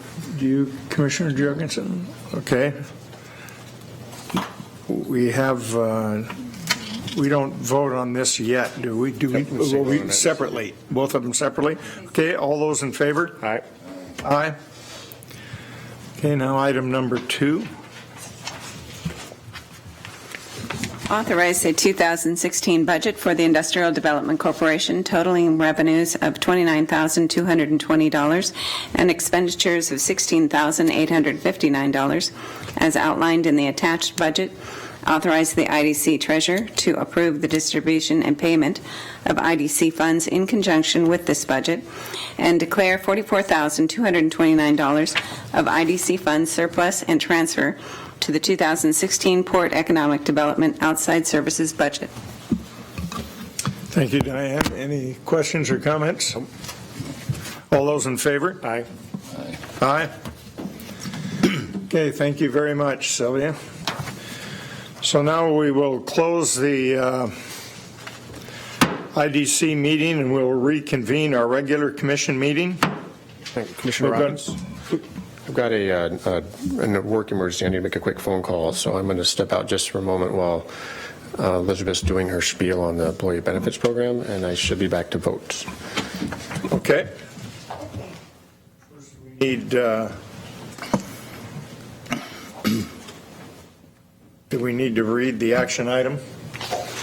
Approval of a motion authorizing the executive director to execute the necessary contracts and employment practices for the implementation of the 2016 Employee Benefits Program. The contracts are the Health and Management Administrators, HMA, Third-Party Administrator, TPA, for medical insurance, the QBE Insurance Group, QBE, Stop Loss for medical insurance, Health Management Administrators, HMA, for dental insurance, Health Management Administrators, HMA, Vision Hardware Insurance, Trustee Plan Service Corporation, or TPSC, Section 125, Flexible Savings Accounts, Lincoln Financial, Life and Accidental Death and Dismemberment and Long-Term Disability, Health Promotion Northwest Employee Assistance Program, or EAP, and Kibble and Prentice, Insurance Broker. Thank you, Diane. Elizabeth Monahan, Director of Human Resources. So that's a lot of contracts with regard to our insurance plan for our employees here, but I'll go through a real quick overview. A year ago, I came up here and asked you to do something very different, and that was to change a 50-year standing relationship with Regents and a fully insured health care plan. We talked about at that time that we felt like we were victims of some escalating rates that we really felt we had no control over. And we were no different than many other employers in the state of Washington and, in fact, across the country. So we discussed with our broker some different options. And at that time, we were looking at a self-insured program. And the way we designed the self-insured program, we set our rates expecting the absolute worst to happen. At the maximum liability where we went into stop loss. And even if we hit those maximums, we thought we could save at least $200,000 over what we paid Regents in 2014. So that was pretty exciting news, and I'm really glad that you said yes to that process last year. And we thought we'd be able to save that $200,000 while continuing to offer a very high-quality employee benefit package and continuing to have that at a very low cost to our employees. So where are we today? We're currently running 107% of expected claims. So expected claims are what our broker would think, based on our population and enrollment, they would anticipate. But we budgeted at 125% of expected claims. That is the maximum that we would ever have to pay in our self-insured program before all other claims went into our stop-loss policy. So we budgeted for the worst, okay, hoping for the best. And 107% of expected claims, that's pretty good. So we're looking fairly promising there. We are tracking 4 large claims that are currently active on the plan, and we define large claims as those claims over $30,000 in 1 year. We did have 1 claim that was over $30,000, but it is now closed. So whoever that person was, they're all better, okay? So we're really happy about that. We did have 1 of those claims that went in over our individual stop loss, which is a $75,000. So that 1 claim that went into stop loss, now we don't have to pay anything else on that claim for the rest of the year. we're tracking the others. We have one other one that may or may not hit that $75,000 amount by the end of the year. We just don't know. So overall, we're looking really good. Now, for the renewal piece, fixed costs are going up. That's what they do. The administration fees for HMA to be our third-party administrator, those are going up slightly. Our stop-loss insurance is going up slightly because we now have data that they are looking at. Those were anticipated increases. They're fairly nominal. Our broker suggested that we set our budget at expected claims versus maximum this year, because we're a mature plan now. We have data, we know what to expect. So with that data, our expected claims are going up, but we're going to budget for those expected claims and not the maximum. We don't need to budget terminal liability. The terminal liability is that money that we need to set aside to pay for any claims that come in if we terminate the plan. So if we were to terminate this plan December 31, we have enough money in our reserve because of the way we budgeted to pay any claims that didn't get paid in December but got incurred in December. Okay? We now have that built up. We don't need to budget it anymore. We do need to continue to budget to fund our state-required reserve. And if you recall, by the end of year 1 in a state-insured plan, we need to have 8 weeks of reserve. By the end of year 2, we need to have 16 weeks in that reserve, and we should be there. So that's where we are with the healthcare plan. Some numbers to look at. I highlighted in yellow because a lot of these are it gets a little confusing when we're looking at fixed costs, expected liabilities, and maximum liabilities. But under a fully insured plan in 2014 with Regents, of course, all we had was fixed cost because we weren't paying those claims. We were paying an insurance carrier. What we actually paid was $1,705,403. So that's middle line there is where we are year to date through September. I don't quite have October numbers yet. They're not through the system. You can see our fixed costs, just about $223,000. Our maximum claims, remember that's what we budgeted for, $885,000. Expected claims, just over $708,000. The red is what we actually paid in claims. So that's where you see where we are at 107% of our expected claims. And then the last two columns are maximums. That's taking the fixed cost plus the claims liability. Given the data that we have for the year end, we would anticipate that our fixed costs are at $290,000. The maximum that we budgeted was $1,522,989. That would be our maximum. Our expected, $1,300,000. So compare that to what we paid in 2014, the $1.7 million. I'd say we're hitting that savings of $200,000. And it's very nice to see that kind of savings. So for 2016, where we expect to be, you see that fixed costs, they're going up about $9,000 to $299,275. And we're going to budget on our expected claims, $1,492,064. Now we're planning to keep our premiums the same as they are in 2015. So the same port cost and the same employee share. Knowing that we're budgeting lower at the expected, but we still need to fund that reserve. So we expect to be able to hit that total and have a little money left over to continue to fund that reserve. So still, the number keeps going down a little bit. That's always very exciting to see, especially when you talk about healthcare. It's fairly unheard of. Do you have any questions on those numbers and on the healthcare piece before I move on to the other types of insurance? Just a comment, when we say we're self-insured, we do take a policy out for catastrophic, which is over and above a certain amount. Right, that's the stop loss. Right. That's what's called stop loss. So Right. that is the individual claims at $75,000 or a total maximum So we're not of 100% self-insured. You never want to be 100% self-insured, that's for sure. Point that out. Right, that's the stop loss insurance. Well, it's still a drastic savings over Regent. It's a wonderful savings over Regents, yes. Especially when you consider, Commissioners, that we're not really comparing apples to apples here, because the $1,522,000 is at total maximum claims, Correct. not at total expected. So if we were to commit a total expected, it's the $1,003,000 number. So you're talking about almost $400,000 worth of savings of what we would have paid at Regents. So Right. quite a Yeah. bit of savings. The plan was, if we were worst-case scenario, we'd save $200,000, but we're doing a lot better than worst-case scenario. Has it been a lot higher cost in administrating all of this compared to Regents? Has it been more work for the port? Lindsay and I had quite a lot of work at the end of last year. We learned more about what is actually covered and what's not, and the pharmacy piece was a little chaotic at times, trying to understand that and piece it together, because what we wanted to do is we went to HMA and said, here's what we have with Regents, duplicate it. We don't want to change a thing.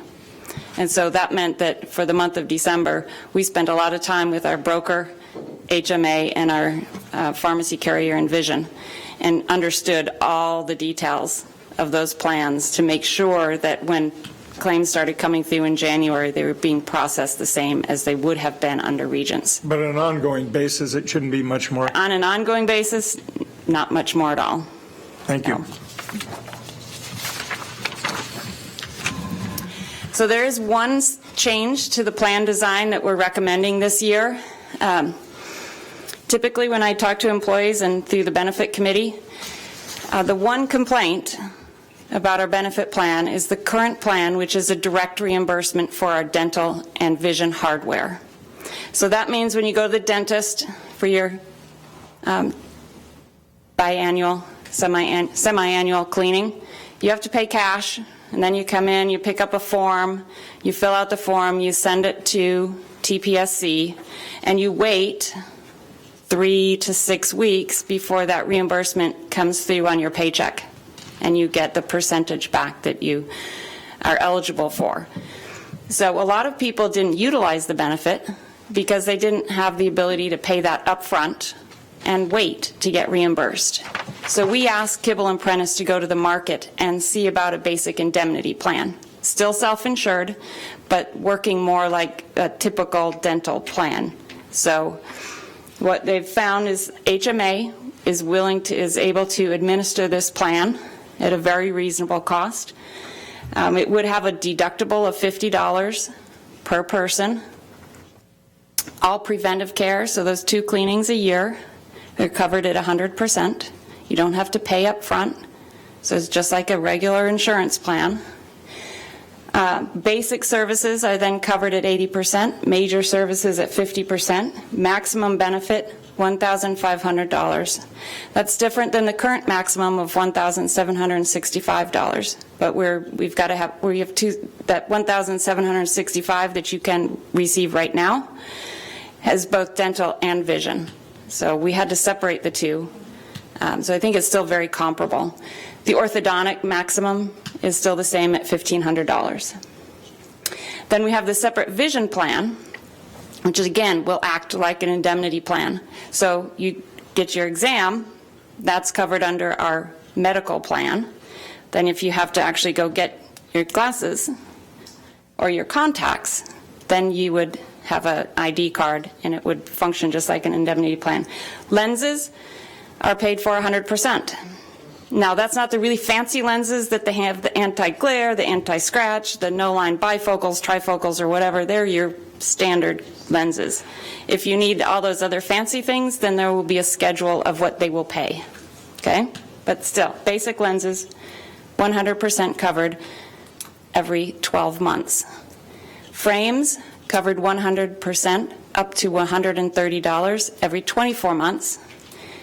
Elective contacts, paid at 100%, up to $130. And then medically necessary contacts, so those people who have to wear contacts, those are paid at 100%. So even with this change, I think the benefit will be very comparable as far as dollars, but the ease of access is going to make it much more attractive to our employees. And all of the studies show that dental health and dental hygiene is directly connected with all the other health. And so we want those people to go in. We want everyone to go in, get their 2 cleanings a year, don't have to pay anything for it. Okay? And then our ancillary plans, flexible spending accounts. Can I ask you one quick question, and you probably won't have this answer, but I'm just curious of the amount of premiums that we paid for dental compared to the amount that was paid out. How close are those numbers? Do you have those? So we don't really pay a premium for dental. Well, I mean the Expenses. the expenses for the dental compared to how much Premium.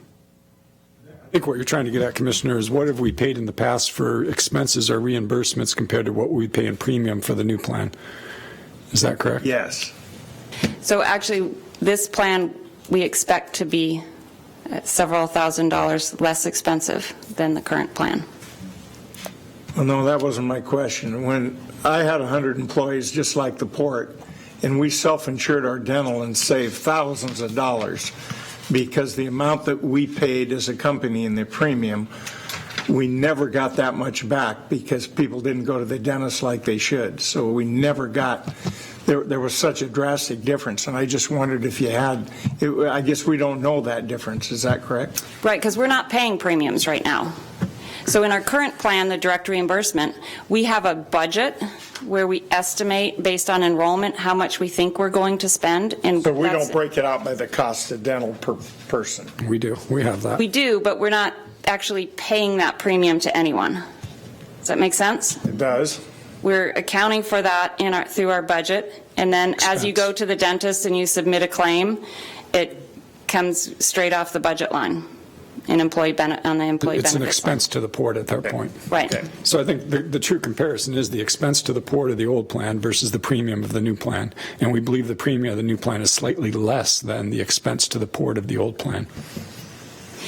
And since this plan is also self-insured but designed a little bit different, we are going to pay ourselves a premium, the same as we do with medical. So it will be actually paid into a bucket. And then when HMA then bills us, we pay it out of that bucket. So we should be able to have that comparison next year. But we do think it will be less expensive. Okay, thank you. Mm-hmm. So the ancillary plans, the flexible spending accounts will continue to be administered by TPSC. We're in a rate guarantee, so there's no cost increase there. The life, accidental death and dismemberment insurance, and the long-term disability, the rates actually decreased on these because we had several employees who were, shall we say, on the upper end of the age spectrum and the years of service and salary levels that retired. And so it brought our average age and average salary levels down significantly. You don't feel guilty, do you, Commissioner Jorgensen? Yes, I She's do. looking at you. I do. So we thank all of those and retirees and wish them extreme happiness in their retirement. But that did end up reducing our costs a little bit. And then the employee assistance program doesn't have any changes in their rates right now. So if you have questions, I'd be happy to answer them. Overall, I think our employee benefits program is extremely positive. I think the news on the self-insurance is just fabulous to be able to see that we can continue to offer very robust benefits and watch our costs decreasing substantially. Yes. Yes, you have no questions. I have a statement and a question.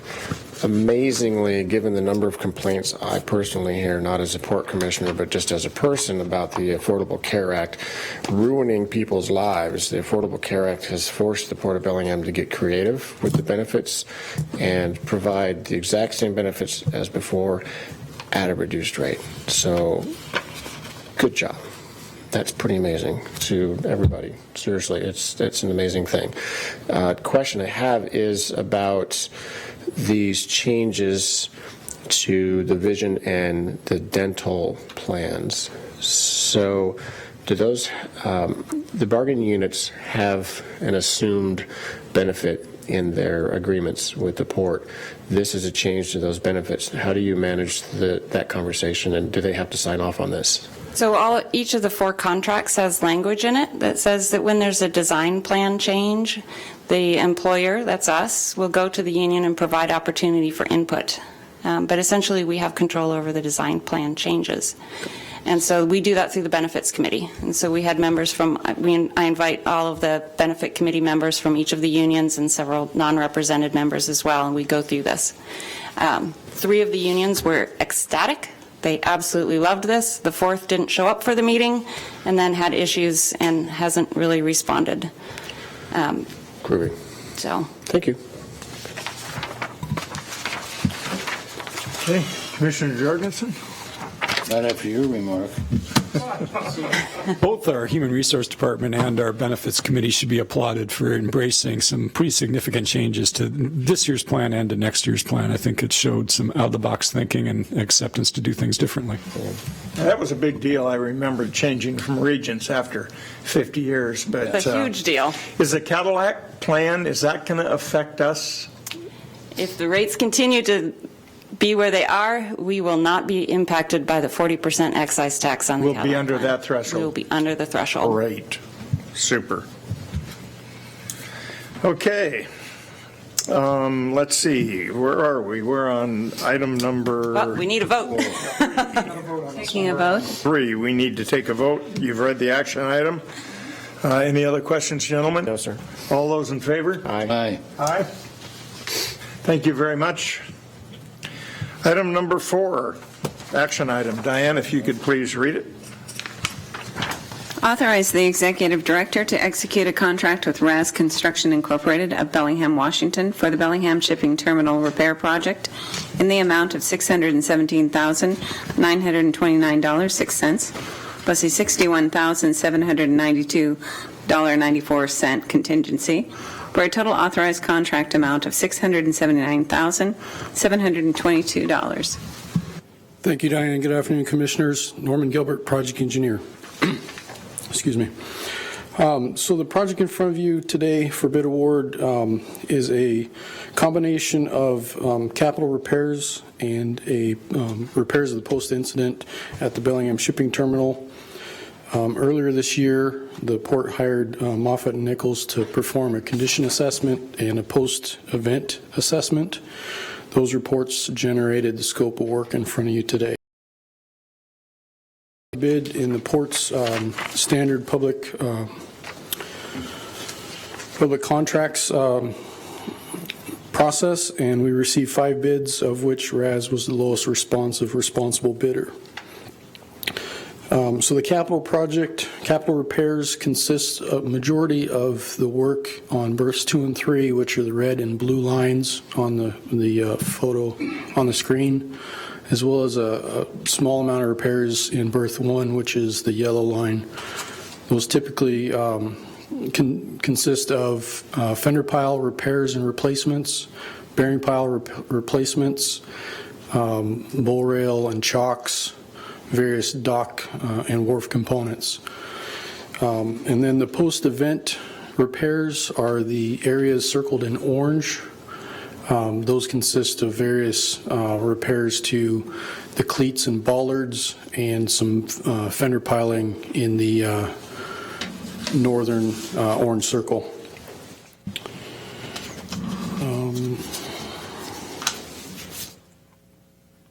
The capital portion of the repairs is one half of the phased approach to the previous condition assessment that I spoke to.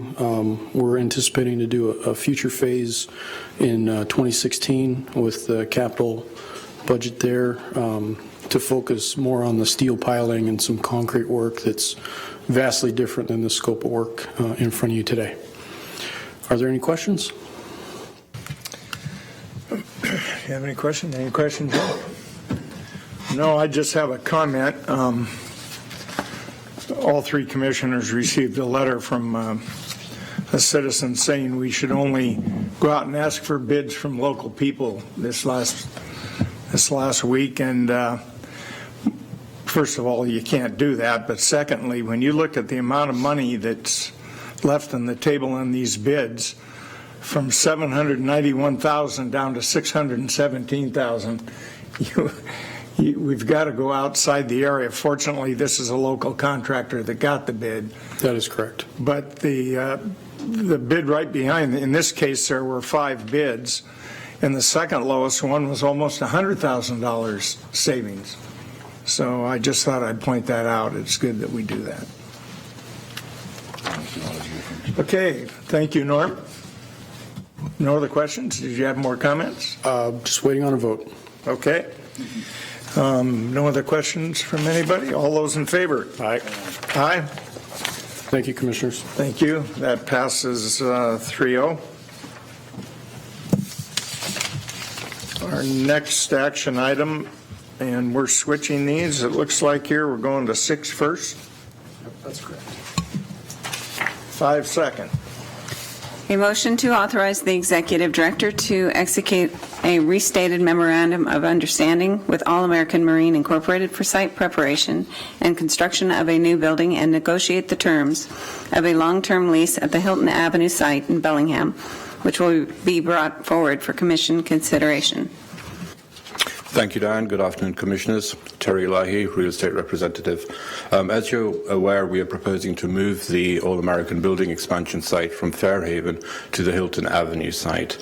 I'll be presenting the highlights of the draft Memorandum of Understanding today, and following me in separate action items, John Hergersheimer will be presenting amendments to professional service agreements for the shipyard pier, and also Adam Fulton will be presenting professional service amendments to the Carletti Architects for this particular project, so we can move the design process along. So first, I'd like to mention that Mr. Matt Mullett, CEO of All American Marine, is with us, and we're really looking forward to completing this project and for All American Marine to be able to expand. As I mentioned, the project's being moved from Fairhaven to Hilton Avenue site.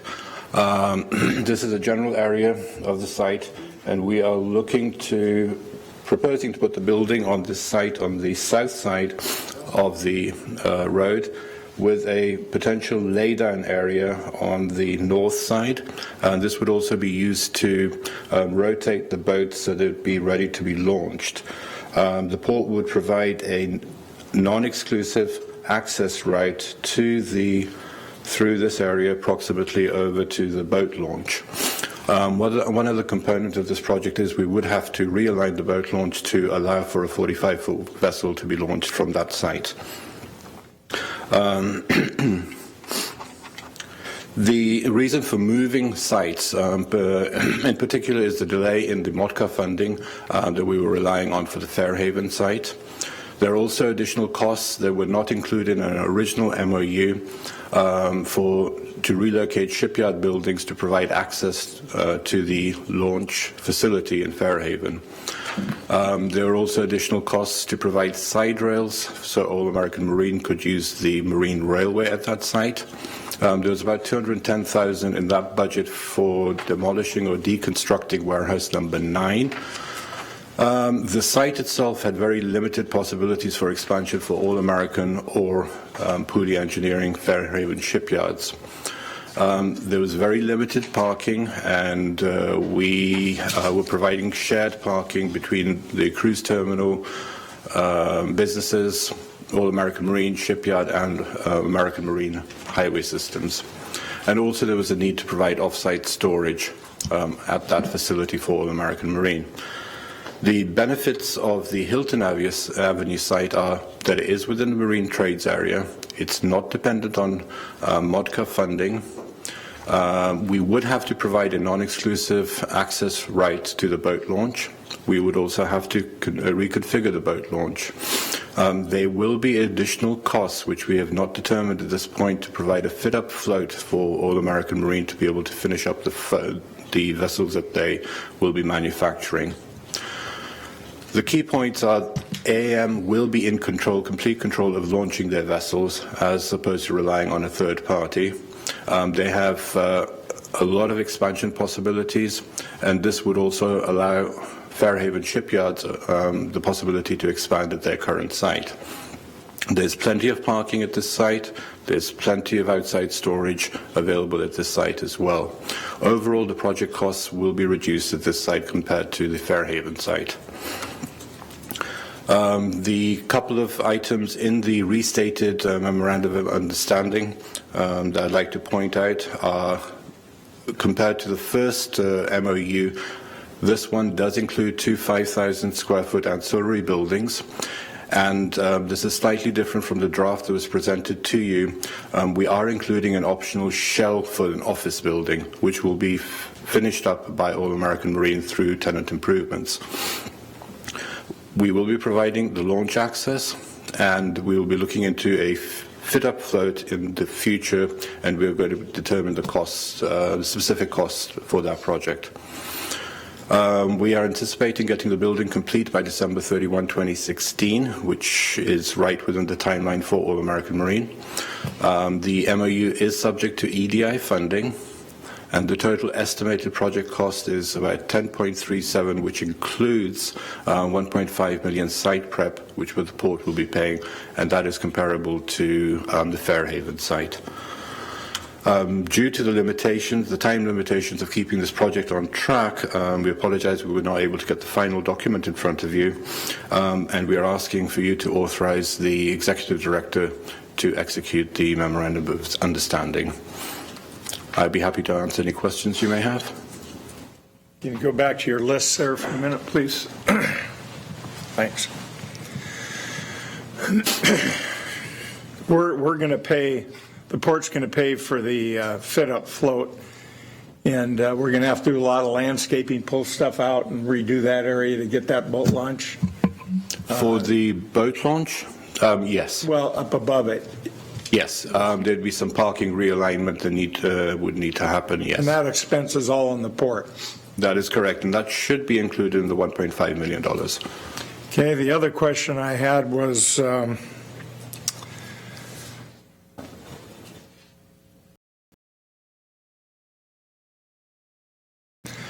my way of always under-promising and over-performing. I don't think we're going to hit that. That's pretty aggressive. Well, government, we do things quickly. Right. I just want to make sure that we're not promising.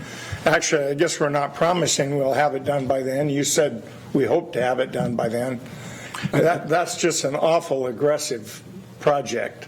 Agreed, Commissioner. I'd like to hear from Matt Mullett what happens if we're a month or 2 or 5 late. How's that going to affect things? Just a couple of points I'd like to mention first, if I may. One is that it is a very aggressive schedule. We have vetted it out with our design team. And the other thing is this is a pre-engineered building. So that we've already been through that design process, so that gives us a bit of head start on the project. So is this footings, slab floor, and basically a bolted up building on top of all that concrete? Is that pretty much what? That's correct. Yeah. Okay. Yeah, this is Matt Mullett, All American Marine. There's a lot of great momentum that's moving on this project, and I think with we're just making a few slight changes because originally the building layout was trying to fit in a certain mold that was available at the shipyard, and so. Because now we've got more area to work with, we can lay it out in a more efficient use of the building. So I'm confident that there's got a great team with Carletti Architects and the staff, the port staff, that we're going to be able to move forward on this quickly. So I think there's going to be some overlap in our current facility because we can't just have an 85-foot boat and move it down the street to the new facility. So we'll have to finish up some of the vessels there at the other site and then transition as we can over to the new site. So I'm confident that I'm right in with you, Commissioner, Robbins, and that is that you want to under-promise and over-deliver, but I'm confident this is a realistic target. Okay, very good. It's good to hear. I think it's a much better location, and the launching is going to be, it's going to be a little more cumbersome, but it'll be more inexpensive. So Unique way. yeah, it'll be interesting. We were really shoehorned into the other site, and it was focused on the launching capabilities. I think with some creative thought put to it and looking at the Squalicum boat launch and looking at that proximity, then it solved a lot of significant problems. And we can change pilings around down there if necessary and do that all in a year. That's going to happen too. Yeah, I think you have a little more time to do that, because when the building gets done, Matt still has to build a boat to be able to launch it. So, but yeah, we're looking at those designs right now and figuring out what we can Well, do. that's a good point. We do have a lot longer to do that. How long does it take you to build a boat? Anywhere between 6 and 9 months, depending Oh, okay. on what size. Oh, good. That gives me a little more. It'll take 9 months to get the permit for the Squalicum Harbor improvements, so that's perfect. Matt, so not to put you on the spot, but you didn't actually answer one of Commissioner Robbins' questions, which is, if we miss the target, what happens? We stay in our current facility longer. Okay. And there is a critical, that date, there's a new EPA Tier 4 standards that go into effect January 1 of 2017. And if the hull is started to be built and the crankshaft is installed in the engine block somewhere in the factory, somewhere in the world, then it can still qualify for Tier 3 standard. And there's going to be significant vessel modifications and changes that are going to need to take place in order to incorporate these Tier 4 engines. Well, the environmentalist in me would say, I think we should drag our feet, so you have to put the Tier 4s in. I'm just teasing. Well, there'll be some more. I can give a different perspective. What's important to me is how many jobs do you have? How many employees do you have, full-time equivalent do you have now, and how many will you have once you're up and really churning? Yeah, we're looking at, we're in the vicinity of 45, 47 people right now. We're looking at adding an additional 27 when we get ramped up, which, might be a couple of years down the road. Great. Perfect. Okay. Any other questions? Any other questions? Yeah, I do. I love the way you do twice. that. I know. I said it twice first, though. I asked you 3 times. There we go. Keep going. We got time. Boat launch changes. So we currently have technically four lanes to launch boats. We're going to be modifying that. What do we end up with when we're done? 3. We'll have 3 lanes. 3 lanes. Correct. Okay. And in case anybody ever does watch this particular meeting, can you describe what happens on the current 4 lanes and the impact having 3 lanes would create? I'll take a brief stab at it, and if Dan or someone else wants to step up, but I don't believe all 4 lanes are ever in use, and we never have much of a line if we have any line at all. So going from 4 to 3, if anything, we might have someone have to wait 5 or 10 minutes to launch their boat. But if you travel around boat launches throughout the state, you'll find that's the norm, not the exception. So I think by the fact that we have no lines right now is the exception. And I don't anticipate we'll ever have lines of any significance with 3 lanes. So I don't think it's much of an impact. Okay, great. Pretty much just see that during crab season. Yeah, crab season is definitely the heavy season. Period. Yeah, and Dan, if I say anything out of line there. Okay, thanks. Yeah. Excuse me. We are now creating an access lane through a piece of property that we had made a bit of a commitment to Red Marine for an expansion of their facilities there. So I'm assuming you've talked to everybody about that. Yeah, Red and Marine has pulled back on their expansion plans. We have met with the developer, Jeff Kochman, who was the one who was going to build that building for Redden, and he was going to be the owner of that. And we're working with him on some alternate arrangements. We haven't come to any definitive conclusion on that, but we're still talking to So Jeff. we do have space for Redden somewhere, and I would love to help them expand here in Bellingham. Yeah. Yes, Redden is aware of this. We met with them yesterday. Super. And, All yes. right. I know they just built a new facility down in Seattle, and I wish they would have done it here, but. Well, Commissioner, that's a great question, though, because when that goes through there, that was going to go right through where they wanted that building. Will that mean a building can never be built there? We're trying to arrange it so that the pathway for Matt's boats go far enough back towards the INJ waterway that we still have a plot of land. You'll see something up there that's labeled 0.65 acres. The idea is to try and keep that plot of land as intact as possible so that we can eventually develop that. Could we ever launch it out on Rotor and back in? It was explored as a possibility. Instead of having a pathway go through the back of those properties, was to take it out to Rotor. There's some traffic signals and some other issues. The roadway's barely wide enough, so it was determined the best path was behind those properties. But I mean, if some big tenant came along that if something was work something out. Yep, you could definitely go to Rotor and use that path. Yep. Okay. And we're choosing this particular way forward because this is the most cost-effective today. Correct. Right. But it's not, we're not closing any doors. No, in the future, if we determine that moving a couple stoplights or making them versatile so that they can be moved is the correct route to go, we could certainly do that. Okay, cool. Permitting issues with the city. So we have a new site. Is there any anticipated issues with the city about the permits? The particular building site is actually further back from the 200-foot shoreline setback, and it's within the height limitations. So we will be going out for the permits that are needed, but right now we don't foresee any major. So well within any envelope that would raise a question and a delay. That is correct. Super cool. All right, and there's a pile of dirt there right now. Correct. Who moves it and who pays for it?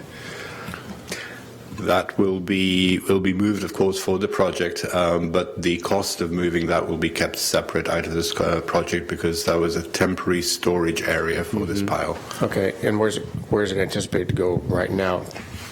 I think that we're still being developed, but the hope is to move it to Brian. Yeah. Right. Brian Gowan, Director of Environmental Programs. Yeah, we are working with the Department of Ecology right now to explore the use of that material on the Cornwall Avenue landfill. And that's going to take a little bit of work, but we've already, like everybody has mentioned, this is a lot of moving parts really fast, and we've already reached that with them, and they're supporting it. We've got to explore that a little bit more on what level of information they might need, but it in general looks like it'd be supported by both the ecology and the city of Bellingham, so we're pursuing that. And I've noticed that the years that this has been here, there's no sort of silt fence or any sort of keep-off sign, so this is super clean fill, ready to go, covering an old landfill possibly. Right, yeah, and we will do a little bit more exploration just to confirm that. The data that we have for that soil is a little bit old for ecology's comfort, but there's no reason to think there's anything in there that would be a preclude use of that as fill in the Cornwall Avenue landfill. Super cool. All right.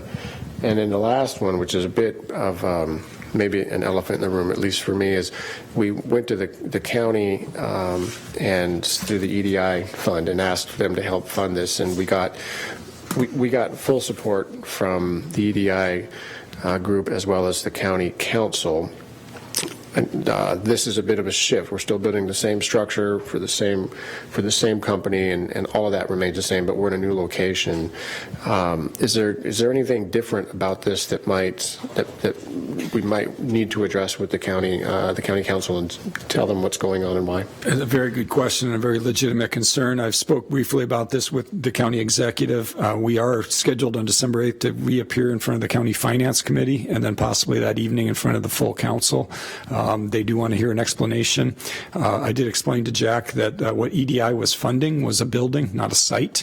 So he made the example, if I was going to build a new house in Fairhaven and told my lender that's where I was going to build, and then I moved it up to Barclay, the lender could pull the loan. Mm-hmm. And he's correct. But I don't think from a common sense approach to this that there's anything different. So what we need to do is appear on December 8th and tell the story of why we made the move and just beg for the money. Okay.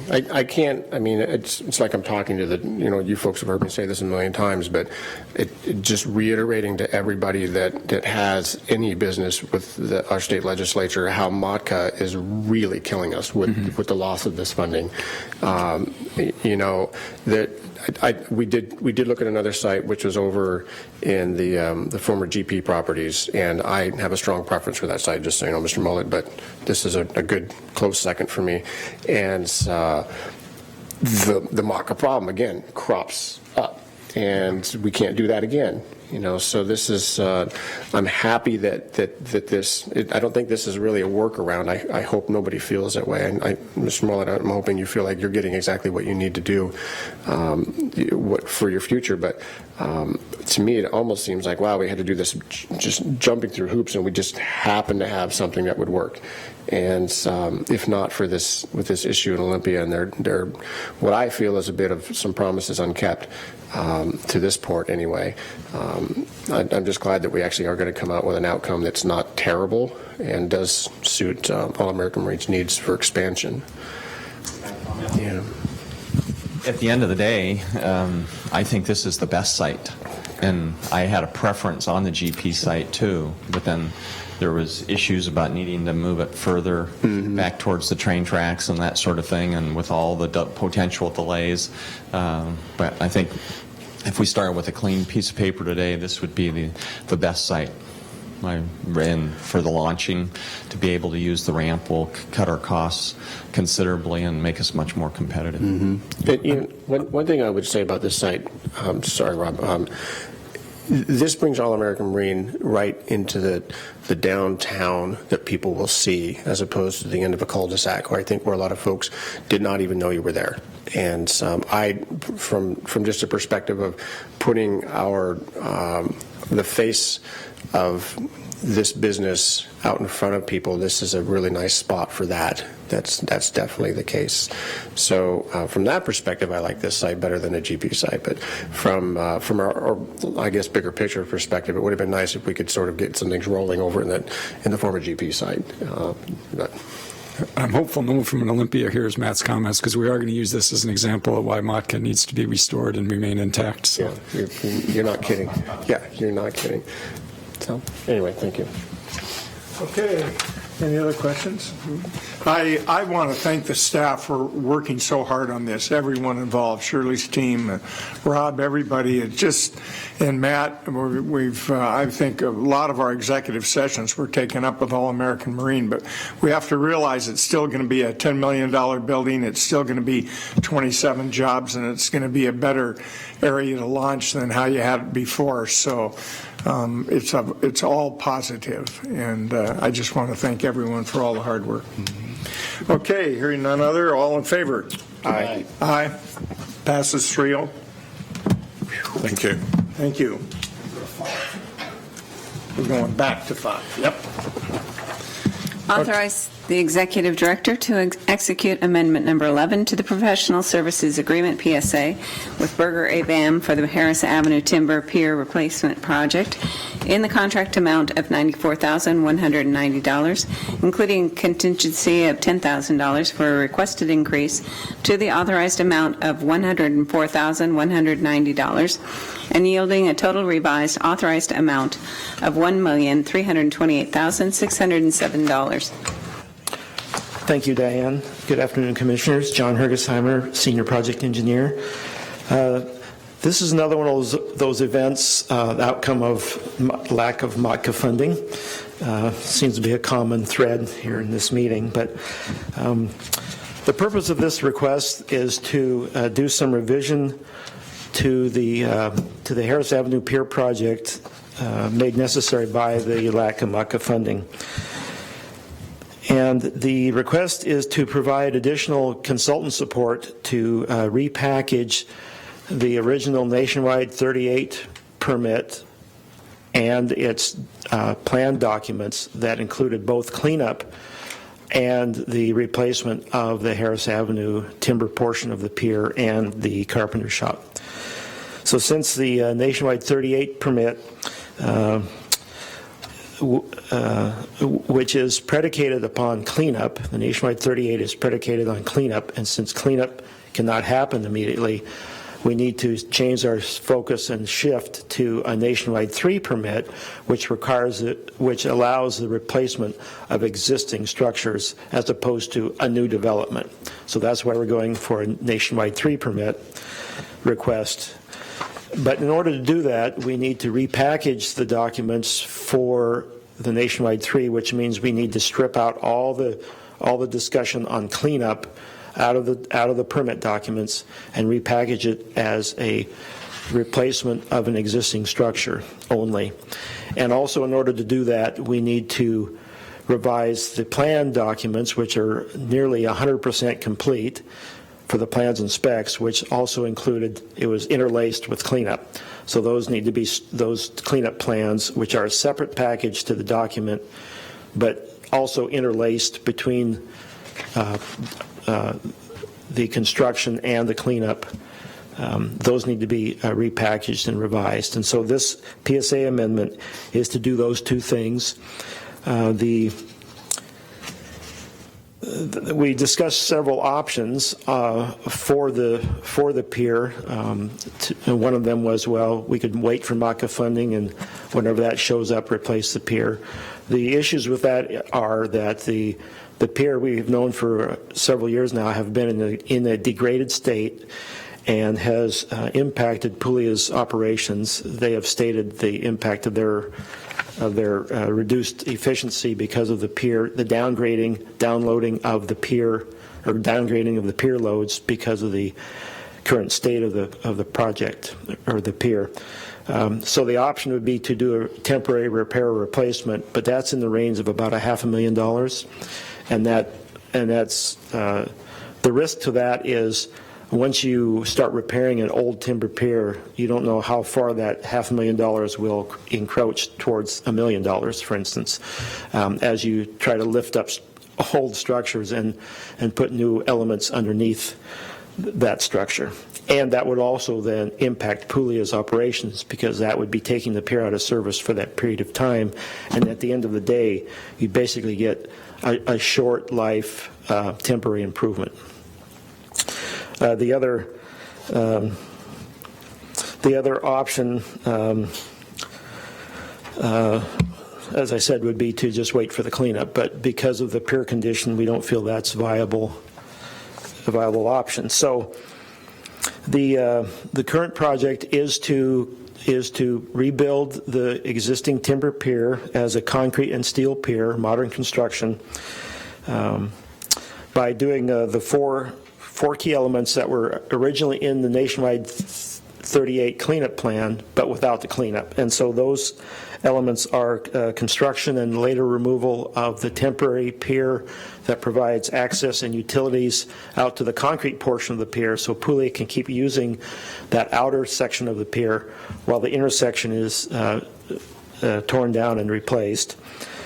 And then demolition and replacement of the timber pier section itself with new steel piling and concrete deck, and then demolition without replacement of the carpenter shop and its pier.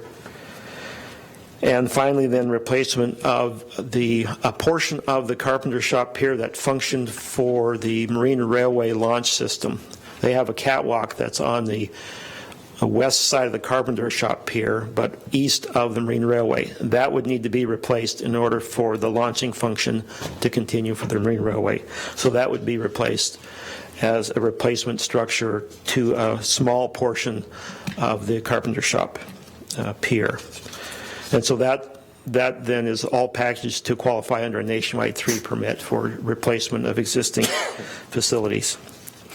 I did want to point out also, as I pointed out in my memo, that once we get a future cleanup project through MACA funding, and I believe we will eventually, this project does not prevent that cleanup from going ahead.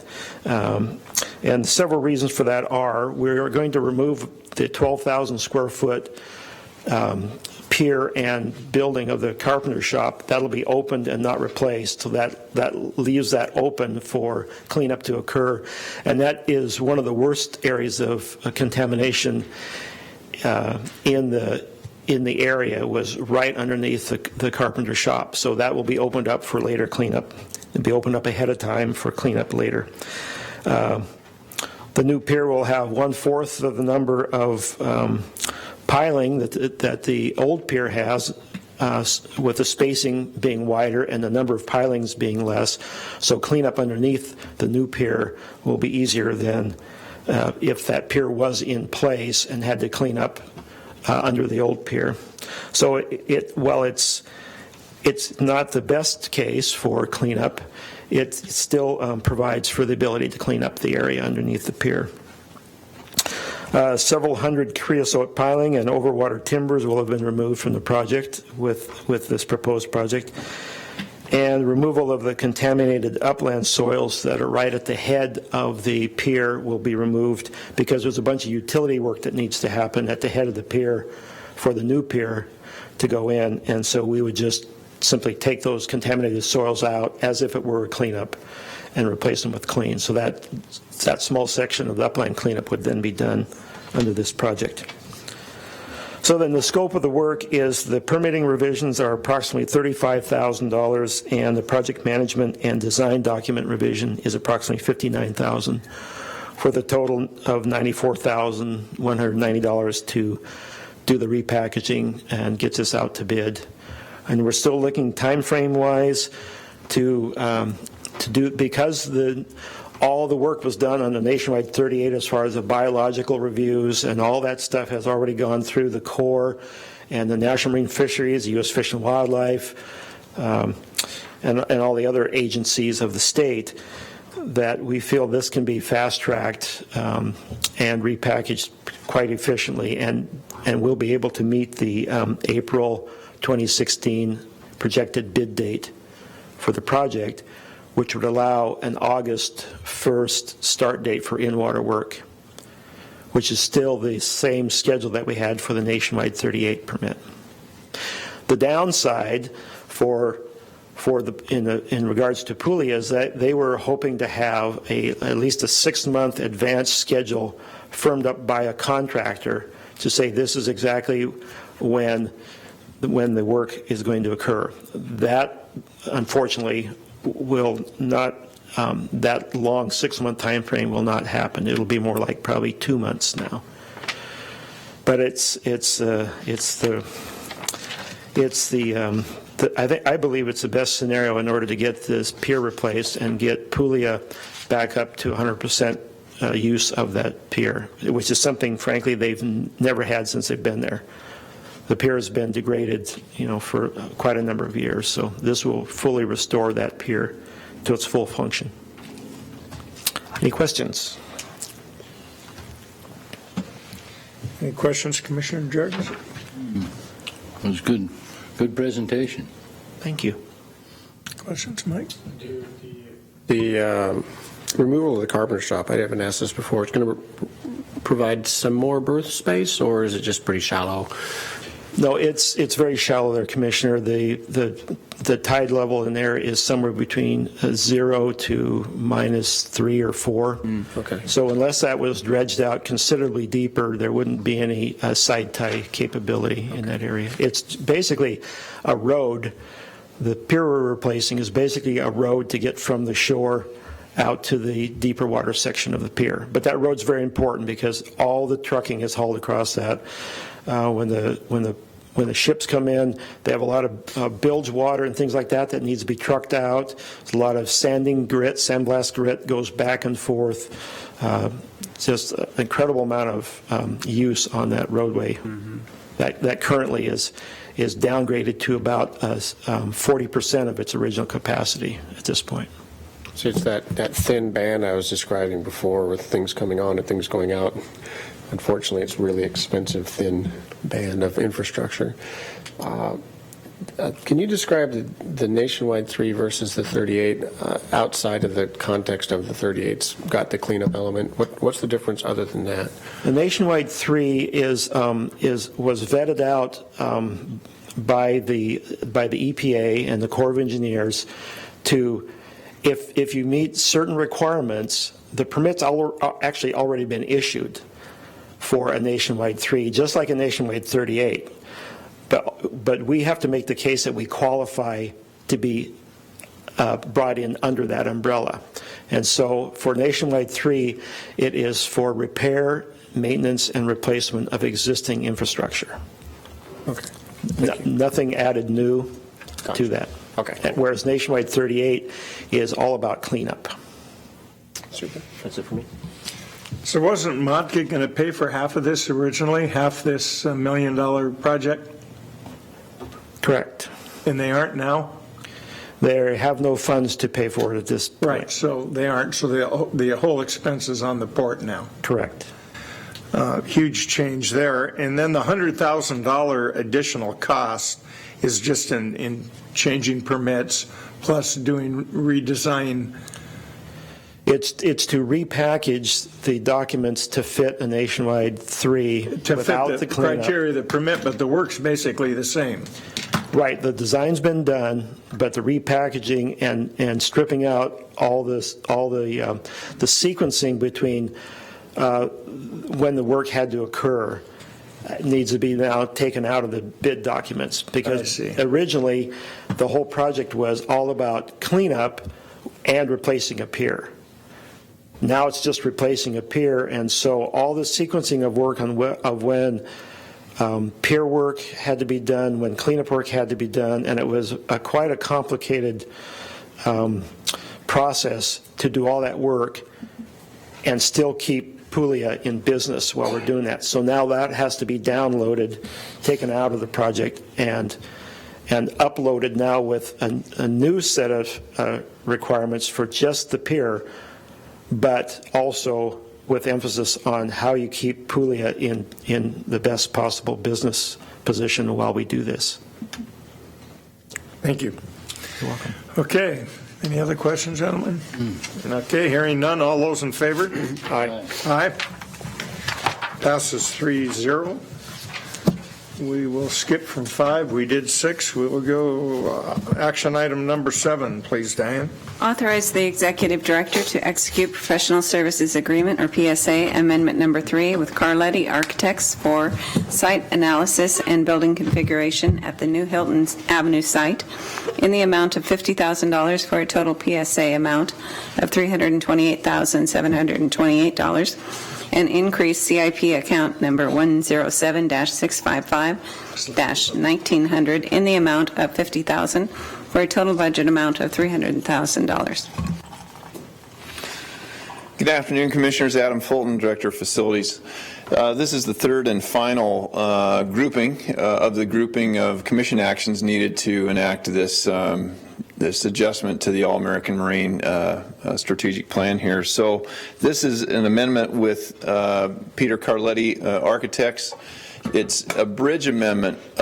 We have to solve some immediate questions and opportunities with the site here at Hilton, namely exactly where to put the building and exactly what building to build.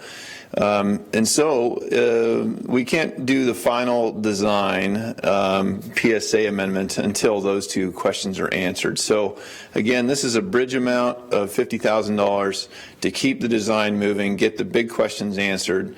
We'll land the building that is desirous of the project, and then we'll be back to the commission, I believe 4 weeks from now, with the actual amendment to the PSA that would take us through final design. Do the commissioners have questions about that? Go ahead. So we agreed to a certain price, I should say the port agreed to a certain amount of expenditure for this project. Is this $50,000 more than what we agreed to spend on this project? This is still within the design budget of that fully approved amount for the project. Okay, so Carletti's not going to charge more at this point because of the changes? No, there's some redesign to do, first of all, on the site, of course. I mean, we're starting from scratch on a new site. But the building had gotten to about a 60% design level, and of that, probably 90% of that, even 95% of that 60% design level is completely reusable and just literally picked up and put onto a different site. Cool. All right. Yeah. just wondering how much more MACA's hurting us. Yeah, a little bit here, a little bit there. Pretty soon we're $300,000 over. We're keeping a tab. Okay. So you guys got quite a list. We'll send them a bill. Yeah. It'll be a fake bill, but it might remind them. That's it. Thank you. Commissioner Jorgensen, any questions? No, sir. Okay, hearing none, thank you, Adam. All those in favor? Aye. Aye. Thanks, Adam. Thank you, Commissioners. Passes 3-0. Item number 8.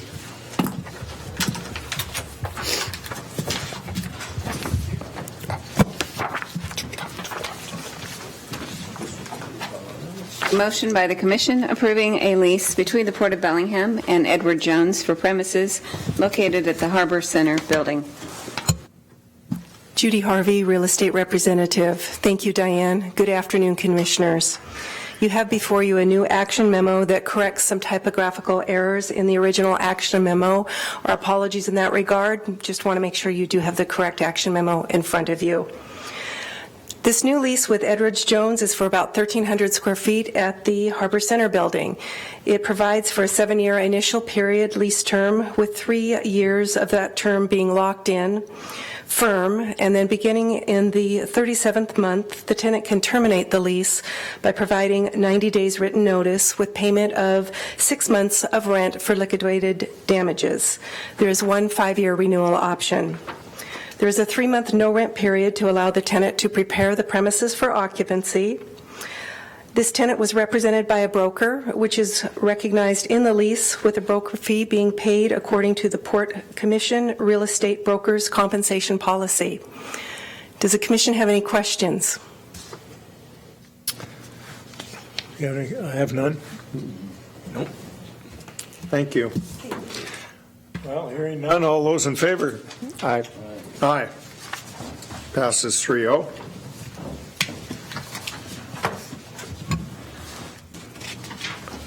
Okay, if you could please read item number 9. A commission motion authorizing the Port of Bellingham Executive Director to execute documents required to close the recently approved $75,000 loan between Transition Composites Incorporated and the Port of Bellingham Economic Development Administration Revolving Loan Fund. Thank you, Diane. Good evening, Commissioners. John Mitchner, Economic Development Specialist. This is to allow the Executive Director to sign the loan agreement that will then fund the credit request we received from Transition Composites that was approved back in October by the Loan Committee. This is a real win-win all the way around. It's a great sector to begin with, advanced composites, that we are starting to grow in the county. This company's been around since 2007, and they started out simply providing engineering services. They've then grown into tooling and fabrication of processes, and they've been so successful at that their clients are now asking them to go into production of the parts that they are producing. And this loan is going to allow them to purchase the equipment they need to go into the more of the production phase. The other great piece about it is that they're looking at hiring 8 new jobs here very shortly once this happens. One's going to be an engineering manager, and then 7 production people paying pretty decent wages. One other piece to this, too, is they were located in Bellingham, and with their growth, they were looking for a new place to go. With the outreach that we've done in the department, we were speaking with Transition Bikes up in Ferndale. They're building a new space down here in Bellingham. We're looking for a tenant to go into their place up in Delta Ring up there in Ferndale. And we were able to put the 2 companies together, so Transitions Composites has moved into where Transitions Bikes used to be, and they're really going to do some great stuff. Any questions? It was funny. I looked at Rob when I was up there last week to speak with him, and I was checking. They put out their own logo, so I don't think so. Right. I think this is good. Great. Any comments or questions? I do. So this, John, just for, I think, for folks who may be watching, There's a 4% interest rate with this. That's correct. $75,000. Why would a company use this process versus SBA or even a local bank? No, that's a great question, Commissioner. Part of this loan program that the federal government requires when we make these loans is to show we're not competing with other interests, commercial interests, if you will, that we actually get a turn down letter where they've maxed out their credit with a commercial lender that will fund them so far. And then that's really what this program is about, is A, job creation, and then B, we're going to fill that gap between what will really get them all the way home and what their commercial lender is willing to let them do. So that's where this comes into play. So how's the risk managed then on our side? We require financials every quarter and review those. I'll go up and visit the company 2, 3, 4 times a year as required. And we have a great accounting department too that makes sure we stay on our toes and let them know what's going on. Well, I know I've only been here 6 years, but we don't do this very often. No, we don't do this very often. That's one of the things we've been working on. The total capitalization of the fund itself is only about $260,000. So we're not allowed by the federal, the EDA, to do a loan larger than $75,000. And we make 2 or 3 of these loans, we're loaned out. Mm-hmm. And it takes a while for that money to rebuild as it revolves and comes back into the fund, whereupon we go back and out into the community and try and do this again. And a good example is Scratch and Peck Feeds. We did one of these a while back. At that time, they had 6 employees, and they were really starting to get their feet on the ground. And I think last time we spoke to them, they had 23, 24 employees and are really growing. So it's a great program. It's very niche, but when it works, it can do great things. Mm-hmm. I like that the port's able and allowed to do this, because I think your point about it filling a bit of a gap that most people may not even be aware of, and companies that could springboard a little bit would have no other opportunities, unless maybe private money or something, which can be difficult to find. So that's right. Yeah. Yep. So, thank you. Did you think the 4% was high or low? It doesn't seem like a great rate, to be honest with you. That also, just to that point, we're not allowed to go below that by federal law. Yeah, for a commercial rate out there, that's not too bad right now, though. I'm really glad we get quarterly financials, although I don't know how you can react if they're not favorable. Not doing much about it. I mean, it's nice to get them. We can't get them of our tenants, but if we loan them money, we can ask for it. But, when you get a bad one, there's not much you can do anyway. We did the loan with Twin Brook Creamery, and for the collateral, we had their dairy herd, so I'm glad that one worked. Good luck. Okay. Anything, I'll ask Commissioner Jorgensen so you can think for a minute. Anything there, Commissioner Jorgensen? No, sir. Any comments? No. Okay. All those hearing none, all those in favor? Aye. Aye. Thank you, Commissioners. Okay, that takes us to new business. I have a question for Shirley. So, did I send you an email about the Department of Ecology seeking new space for relocation in Bellingham because of MOTCA funding? Did I forward that to you? You did not send me an email, but I have that information. Oh, I thought I forwarded. Somebody said Ecology is looking for like 3,000 square feet. We are going to follow up in the morning on that. Okay, Thank you very much. Take our MOTCA money and open a new office? No, they're getting kicked out of their space. They can't afford it. Yeah. That was it. Yeah. No other new business? Commissioner Jorgensen, 2 more meetings to go. 1, 2, that's right. Short time. Well, hearing none, we are adjourned.